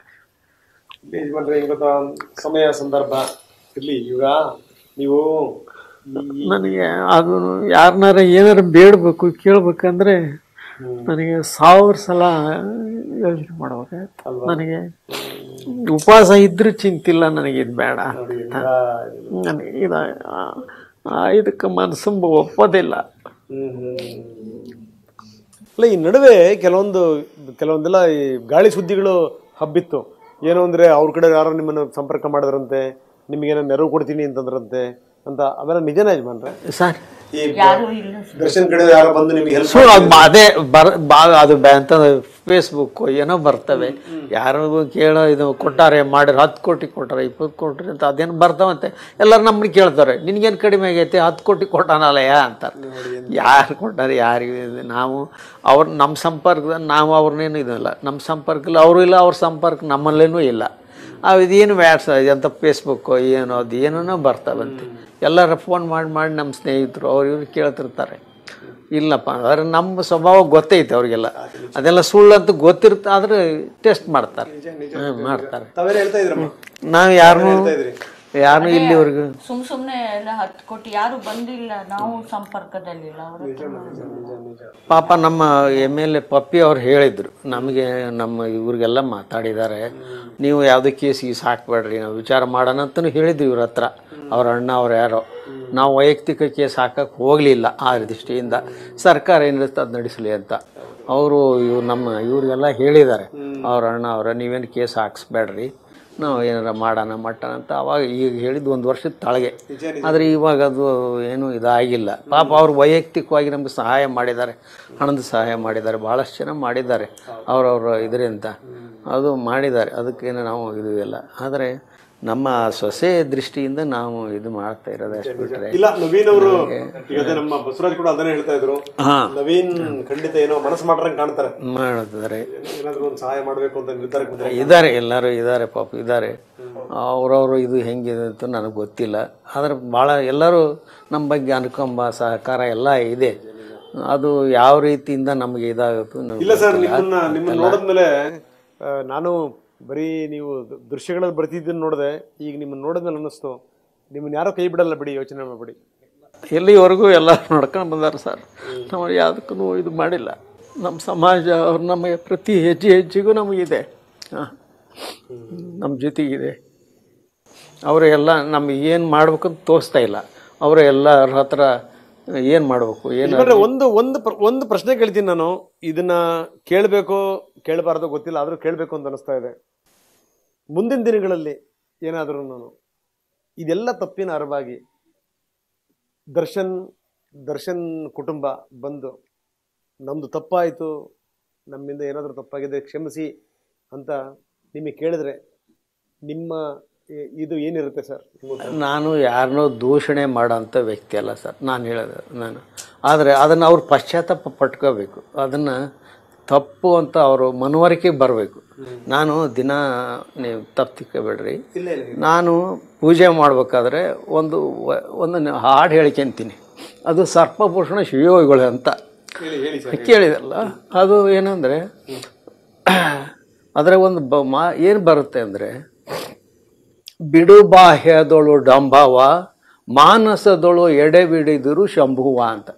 ಮನಸ್ಸಿನಲ್ಲಿ ನೀನೇನು ಬೇಡ, ಮನಸ್ಸಿನಲ್ಲಿ ನೀನು ಮಾಡು. ಅದರ ಏನೇನು ಹೇಳ್ತದೆ, ಜನ ನಿನ್ನನ್ನು ಮೆಚ್ಚಿದರೆ ಶಿವ ಮೆಚ್ಚುವನೇ, ನಿನಗೆ ಅದೇ ಹೊರಡುತ್ತೆ. ಜನರೆಲ್ಲೋ ನಿನ್ನನ್ನು ದೊಡ್ಡಾತನೆಂದರೆ ಚಿನ್ಮಯ ಶಿವನೇನು ಅರಿಯನೇ ಮರಳೆ ಅಂತ. ಜಗತ್ತಿಗೆ ಈಗ ದೊಡ್ಡನಂತ ಎಲ್ಲರೂ ಹೇಳ್ತಾರೆ, ಅದು ದೇವ್ರಿಗೆ ಗೊತ್ತಿಲ್ವಾ? ಮನದಲ್ಲಿ ಶಿವ ಮಾನವ ಮಾಡಿಕೊಂಡಿವ, ಮನ ಮೆಚ್ಚಿ ನಡೆದರೆ ಶಿವ ಮೆಚ್ಚುವ ಅಂತ. ನಾವು ಮನಸ್ಸು ನನ್ನ ದಿನ ನಾನು ಹೇಳ್ಕೊಂತೀನಿ, ನಾನು ಎಚ್ಚರಿಸ್ಕೊಂತೀನಿ.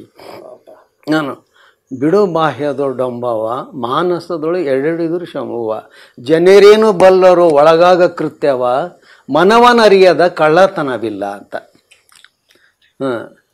ಜನರು ಮೆಚ್ಚಲು ಶಿವನು ಒಯ್ಬೇರೆ ಅಂತ. ಜನ ಮೆಚ್ಚದಿರೆ ಶಿವ ಬಿಡುತ್ತೀಹೇನೆ ಅಂತ. ನಾವೇನು ಮಾಡಿದ್ದದು ನನಗೆ ಭಗವಂತಗೆ ಗೊತ್ತಿರುತ್ತೆ. ಅದು ನಾನು ದಿನ ಒಂದು ಪದ್ಯ ಹೇಳ್ಕೊಂಡು, ಅದು ಭಾಳ ನಾನು ಪ್ರತಿದಿನದ ನಿತ್ಯದ ಒಂದು ಅಭ್ಯಾಸ ನಂದು. ಹಾಗೆ ಅದು ನಾವೇನು ಜನರನ್ನ ಮೆಚ್ಚುವಂಥದ್ದು ಏನು ಅವಶ್ಯಕತೆ ಇಲ್ಲ. ನನಗೆ ಯಾರನ್ನೂ ನನಗೆ ಮೆಚ್ಚಬೇಕಂತ ಪಶ್ಚಾತ್ತಾಪ ಪಡಲಿ, ಪಶ್ಚಾತ್ತಾಪ ಮಾಡಲಿ. ಅವ್ರಿಗೆ ಏನಾಗುತ್ತೋ ಬಿಡುತ್ತೋ ಗೊತ್ತಿಲ್ಲ. ನನ್ನ ಏನಂದರೆ ತಪ್ಪಿದವರಿಗೆ ಶಿಕ್ಷೆ ಆಗಬೇಕಷ್ಟೆ. ಯಾರು ತಪ್ಪಿದ್ರಂತ ಕೋರ್ಟ್ ತೀರ್ಮಾನ ಮಾಡುತ್ತೆ, ನಾನೇನು ಹೇಳಲ್ಲ. ಯಾರು ತಪ್ಪಿಸ್ತಿದಾರೋ ಅವ್ರು ಶಿಕ್ಷೆ ಆಗಬೇಕು. ಅದರಿಂದ ನನ್ನ ಮಗನಿಗೆ ಒಂದು ಆತ್ಮಶಾಂತಿ ಸಿಗುತ್ತೆ ಅನ್ನೋ ಒಂದು ಭಾವನೆ ನನಗೆ ತಯಾರಿದ್ದೀನಿ. ನೀವೇನಂತೀರಿ ಈ ವಿಚಾರಕ್ಕೆ? ನಮ್ಗೇನೇ ಇದ್ರೂ ಅವರೇ ನಮಗೆಲ್ಲ. ನಮಗೆ ಇಬ್ರು ಗಂಡ ಹೆಂಡತಿಗೆ ಏನು ಮಾತಾಡಬೇಕು ಏನು ಮಾಡಬೇಕು ಅನ್ನೋದು ಗೊತ್ತಾಗಲ್ಲ. ಆ ಟೈಮಲ್ಲಿ ನಾವು ಅವ್ರನ್ನೇ ಹಿಡ್ಕೊಂಡು ನಾವು ಪ್ರತಿ ಒಂದಕ್ಕೂ ಅವ್ರನ್ನೇ ಅವರೇ ಇದ್ದಾರೆ, ನಮ್ಮ ಅಣ್ಣ ಇದ್ದಾರೆ, ಅವರು ಚರ್ಚೆ ಮಾಡ್ತಾರೆ. ಈಗ ಅಲ್ಲಿ ಮಗ ಸತ್ತಾಗಿನಿಂದ ಇಲ್ಲಿವರೆಗೂ ಇವತ್ತವರೆಗೂ ಅವರೇ ನಮಗೆಲ್ಲ ಇದ್ದೇ ಎದುರಿಗಿದ್ದಾರೆ. ಸಂಬಂಧಿಕರು ಹೌದು, ಮತ್ತೆಲ್ಲಾ ಕಡೆಯಿಂದನೂ ನಮಗೆ ಸಹಾಯ ಮಾಡಿದ್ದಾರೆ. ಯಾರೇ ಬರ್ಲಿ ನಾವು ಅವರಿಗೆ ಫೋನ್ ಮಾಡ್ತೀವಿ. ಯಾಕೆಂದ್ರೆ ನಮ್ ಗಂಡ ಹೆಂಡತಿಗೆ ನಾವು ಏನ್ ಮಾತಾಡ್ತೀವ ಅನ್ನೋದು ಅವ್ರನ್ನ ಬಿಟ್ಟು ನಾವು ಮಾಡಬಾರ್ದು. ಇವತ್ತವರೆಗೂ ನಮ್ಮನ್ನ ಅವ್ರು ಕಾಪಾಡ್ಕೊಂಡು ಬಂದಿದ್ದಾರೆ, ಮುಂದೆ ಹಾಗೆ ಮಾಡಿ. ಯಾಕೆ ಅಂತಂದ್ರೆ ಒಂದು ಸಂದೇಶ ಹೋಗ್ಬೇಕು. ಈಗ ಬರೀ ಶಿಕ್ಷೆ ಆಯ್ತು ಇದಾಯ್ತು ಅಂತಲ್ಲ, ಜೀವನ ಪರ್ಯಂತ ಶಿಕ್ಷೆ ಅನುಭವಿಸುವಂತವ್ರಿಗೆ ಏನು ಅನ್ನುವಂಥದ್ದು ನನಗೇನಂದ್ರೆ ಎಲ್ಲಾ ಕಡೆಗೂ ನಾವು ಮಿನಿಸ್ಟರ್ ಕಾಣಕ್ಕೆ ಅವ್ರ ಜೊತೆಗೆ ಹೋದ್ವಿ. ಅಲ್ಲ, ನಾನು ಯಾಕೆ ಅವರೇ ಬಂದು ಏನಾದರೂ ಸಹಾಯ ನೆರವನ್ನು ಕೊಡ್ತೀವಿ, ನಾವು ದಯವಿಟ್ಟು ನಮ್ಮಿಂದ ತಪ್ಪಾಗಿದೆ ಅಂತಂದ್ರೆ ನಿಮ್ಮ ಮನೋಭಾವನೆ ಯಾಕೆ ಅಂತಂದ್ರೆ ಗೊತ್ತಾಗಬೇಕು ಸಮಾಜಕ್ಕೆ. ಅಟ್ಲೀಸ್ಟ್ ಯಾವುದು ನಾವಾಗೆ ನಾವು ನಿರ್ಧಾರ ತಗೊಳಕ್ಕೆ ಒಪ್ಕೊಳ್ಳಲ್ಲ. ಯಾಕೆಂದ್ರೆ ಸಮಾಜ ಅವರು ಎಲ್ಲ ಮಾಡಿದ್ದಾರೆ, ನಮಗೆ ಅವರೇ ಸಹಾಯ ಮಾಡಿದ್ದಾರೆ. ನನಗೇನಂದ್ರೆ ಮುಂದೆ ಇದು ಯಾರು ಮಾಡಬಾರ್ದು. ಯಾವುದೇ ಒಂದು ಅಪರಾಧ ಆಗಿದ್ರೆ ನನ್ನನ್ನ ಒಂದು ಮಗನ ಇದನ್ನ ಎಲ್ಲರೂ ಕೂಡ ಒಂದು ಪಾಠ ಆಗ್ಬೇಕಂತ ಅಷ್ಟೇನೆ. ಆಗ್ಬೇಕು, ಆಗಿದೆ, ಈಗ ಆಗಿದೆ, ಹೋಗಿದೆ, ತಪ್ಪಾಗಿದೆ, ಎಲ್ಲ ಆಗಿದೆ. ಅದು ಪುನರಾವರ್ತಿ ಯಾವ ಕಾರಣಕ್ಕೂ ಯಾರಿಗೂ ಆಗ್ಬಾರ್ದು ಅಂತ ನಾನು ಹೇಳೋದು. ನನಗೆ ಇಷ್ಟೇ ನನ್ನ ಆಶೆ ಇರೋದು. ಮನುಷ್ಯತ್ವ ಇರ್ಬೇಕು ಮನುಷ್ಯನಲ್ಲಿ. ಮನುಷ್ಯತ್ವ ಇಲ್ಲಿ ಕಳ್ಕೊಂಡು ಮಾಡಿದ್ರೆ ಅದೇನು ಪ್ರಯೋಜನ ಆಗಲ್ಲ. ಎಲ್ಲರಿಗೂ ತಪ್ಪು ಅನ್ನೋದು ಇರುತ್ತೆ, ಮನುಷ್ಯನ ಸ್ವಭಾವದಲ್ಲಿ ತಪ್ಪು ಇರ್ತವೆ. ಆದರೆ ಆ ತಪ್ಪನ್ನು ಯಾವ ರೀತಿ ಇದು ಮಾಡಬೇಕು ಅದು ಮಾಡಬೇಕು. ಒಂದು ದಾರಿ ಕಲ್ಸಕ್ಕೆ ದಾರಿ ಇರ್ತವೆ, ಬುದ್ಧಿ ಒಳಗೆ ದಾರಿ ಇರ್ತವೆ. ಎಂತೆಂಥೂ ತಪ್ಪುಗಳು ಮಾಡಿರ್ತಾರೆ ಜೀವಮಾನದಲ್ಲಿ, ನಾವು ನೋಡಿರ್ತೀವಿ. ಆದರೆ ಎಲ್ಲದಕ್ಕೂ ಕೊಲೆ ಅನ್ನೋದು ಅದು ಅಸ್ತ್ರ ಅಲ್ಲ, ಅಥವಾ ಒಂದು ಪರಿಹಾರ ಅಲ್ಲ ಕೊಲೆ. ಅದಕ್ಕೆ ಬೇರೆ ರೀತಿ ಮಾರ್ಗಗಳಿದಾವಲ್ಲ, ಅದನ್ನು ಮಾಡಬೇಕು. ಬೇಕಾದಷ್ಟು ಸಂಘ ಸಂಸ್ಥೆಗಳು ಇರ್ತವೆ, ತಮ್ಮಂಥ ಮಾಧ್ಯಮಗಳು ಇರ್ತವೆ. ಮುಖಾಂತರ ಏನಾರ ಒಂದು ವ್ಯವಸ್ಥೆ ಮಾಡಬೇಕಂತ ನನ್ನ ಒಂದು ವಿನಂತಿ, ಎಲ್ಲ ಸಮಾಜಕ್ಕೆ ನನ್ನ ವಿನಂತಿ. ಅಲ್ಲ, ನನಗೆ ಬಹಳ ಆಶ್ಚರ್ಯ ಅಂತ ಅನಿಸ್ತಿದ್ದೇನು ಅಂತಂತಂದ್ರೆ, ಈ ನೀವು ಮಾತಾಡುವಂಥ ಸಂದರ್ಭದಲ್ಲೂ ಕೂಡ ಎಂದೂ ಒಂದು ಸರಿನೂ ನೀವು ಗಂಡ ಹೆಂಡತಿ ದರ್ಶನ್ನವ್ರಿಗಾಗಿರ್ಬೋದು, ಅವರ ಜೊತೆಗಿದ್ದಂಥವ್ರಿಗಾಗಿರ್ಬೋದು, ಒಂದು ಏಕವಚನದ ಶಬ್ದ ಬಳಸಿಲ್ಲಮ್ಮ ನೀವು. ಎಂಥ ಸಂಸ್ಕಾರ ನಿಮ್ಮದು? ಅವರು ಇವರು ಅಂತ ಬಳಸ್ತೀರಿ ನೀವು. ಮೊನ್ನೆ ಯಾರೋ ಸನ್ಮಾನ್ಯ ಅಂತಂದು ಸೇರಿಸಿದ್ರಿ ತಾವು. ಏನು ಯಜಮಾನ್ರೆ, ಹೆಂಗೆ? ಅವರು ಯಾಕೆ ಹಂಗೆ ಮಾಡಿದಾರೋ ಅರ್ಥ ಗೊತ್ತಿಲ್ಲ. ಅವ್ರು ಯಾವ ರೀತಿಯ ಏನು ನನಗೆ ಇವತ್ತು ಆಶ್ಚರ್ಯ ಅನಿಸುತ್ತೆ. ಅಷ್ಟು ದೊಡ್ಡ ಒಂದು ನಾನು ವೈಯಕ್ತಿಕ ನಟರು ಅವರು. ದೇಶಕ್ಕೆ ಸಮಾಜಕ್ಕೆ ಒಂದು ಪಾಠ ಹೇಳ್ಕೊಡೋಂಥ ಸ್ಥಿತಿ. ಸಿನಿಮಾ ಅಂದರೆ ಆ ಸಿನಿಮಾದ ಮುಖಾಂತರ ಜನರಿಗೆ ಒಂದು ನೀತಿ ಪಾಠ ಹೇಳಬೇಕಲ್ಲ. ಆ ಪಾಠ ಹೇಳೋಂಥವ್ರು ಈ ರೀತಿ ಆಗಿದೆಯಲ್ಲ ಅಂತ ನನಗೆ ಭಾಳ ಖೇದ ಆಗುತ್ತೆ, ಒಂಥರ ದುಃಖ ಆಗುತ್ತೆ. ಒಂಥರ ಏನು ಅವರಿಗೆ ಯಾವ ರೀತಿ ಅವ್ರಿಗೆ ಸಂಬೋಧನೆ ಮಾಡ್ಬೇಕಂತೂ ಗೊತ್ತಿಲ್ಲ. ಥ್ಯಾಂಕ್ ಯು ಅಮ್ಮ. ಥ್ಯಾಂಕ್ ಯು ಮಾ. Thank you very much. So ಇದು ನೋಡಿ, ಜೂನ್ಗೆ 1 ವರ್ಷ ಆಯಿತು. ಏನಪ್ಪ ಒಂದೇ ಒಂದು ಸಮಾಧಾನ ಅಂತಂತಂದರೆ, ಈಗ ಒಂದು ಪುಟ್ಟ ಕಂದ ಬಂದಿದೆ. ಆ ತಾಯಿಗೂ ಕೂಡ ನಾನು ಆರಂಭದಲ್ಲೇ ಹೇಳಿದೆ, ಕನಸುಗಳು ಚಿಗುರೊಡೆದಿವೆ, ಕನವರಿಕೆಗಳಿವೆ, ನನ್ನ ಮಗನನ್ನು ತುಂಬ ದೊಡ್ಡ ವ್ಯಕ್ತಿ ಮಾಡಬೇಕು ಅಂತ. ಸೊ ಸಮಾಜ ಇವ್ರ ಜೊತೆಗೆ ನಿಂತಿದೆ, ಮುಂದೆ ಕೂಡ ನಿಲ್ಲುತ್ತೆ. ಎಲ್ಲ ಮಾಧ್ಯಮಗಳು, ನಾವು ನಮ್ಮದೊಂದೇ ಅನ್ನುವಂಥದ್ದಲ್ಲ, ಎಲ್ಲ ಮಾಧ್ಯಮಗಳು ಕೂಡ ಇವರಿಗೆ ನೆರವಿಗೆ ಬಂದಿವೆ. ಇನ್ನೂ ಕೂಡ ಮಾಧ್ಯಮಗಳಿಂದ ನೆರವು ಖಂಡಿತವಾಗಲೂ ಸಿಗುತ್ತೆ. ಎಲ್ಲಕ್ಕಿಂತ ಮುಖ್ಯವಾಗಿ ಏನು ಅಂತಂದರೆ, ಹೋದಂಥ ಮಗ ವಾಪಸ್ ಬರ್ಲಿಕ್ಕೆ ಸಾಧ್ಯನೇ ಇಲ್ಲ. ಶಿಕ್ಷೆ ಆಗ್ಬೋದು, ನಂತರ ಹೊರಗಡೆ ಬರ್ಬೋದು, ಅಥವಾ ಶಿಕ್ಷೆ ಮುಂದುವರಿಬೋದು, ಪ್ರಶ್ನೆ ಬೇರೆ. ಆದರೆ ಅದೊಂದು ಕೊರಗಿದೆಯಲ್ಲ, ಈ ಬದುಕಿನ ಮುಸ್ಸಂಜಿನಲ್ಲಿ ಈ ವೃದ್ಧ ಜೀವಿಗಳಿಗೆ ಯಾವಾಗಲೂ ಕೂಡ ಇರುತ್ತೆ. ಚಿಕ್ಕ ವಯಸ್ಸಲ್ಲೇ ಗಂಡನ್ನು ಕಳ್ಕೊಂಡಿರುವಂಥ ಹುಡುಗಿ ಈಗ ಎಲ್ಲವನ್ನೂ ಕೂಡ, ತನ್ನ ಸುಖ, ಸಂತೋಷ, ನೆಮ್ಮದಿ ಅದೆಲ್ಲವನ್ನೂ ಕೂಡ ತನ್ನ ಮಗುವಿನಲ್ಲಿ ನೋಡ್ತಾ ಇದ್ದಾರೆ. ಆಕೆಗೂ ಕೂಡ ಒಂದು ಕೆಲಸ ಸಿಗಬೇಕು, ಇಡೀ ಸಮಾಜ ಆಕೆಗೆ ಆಶೀರ್ವಾದ ಮಾಡಬೇಕು ಅಂತ ಹೇಳ್ತಾ ಈ ವಿಶೇಷ ಕಾರ್ಯಕ್ರಮ ಮುಗಿಸ್ತಾ ಇದ್ದೀನಿ. ನಿರಂತರ ಸುದ್ದಿಗಾಗಿ ನೋಡ್ತಾ ಇರಿ ಟಿವಿ9. ನೆಮ್ಮದಿ ಇರ್ಬೇಕು ಸರ್.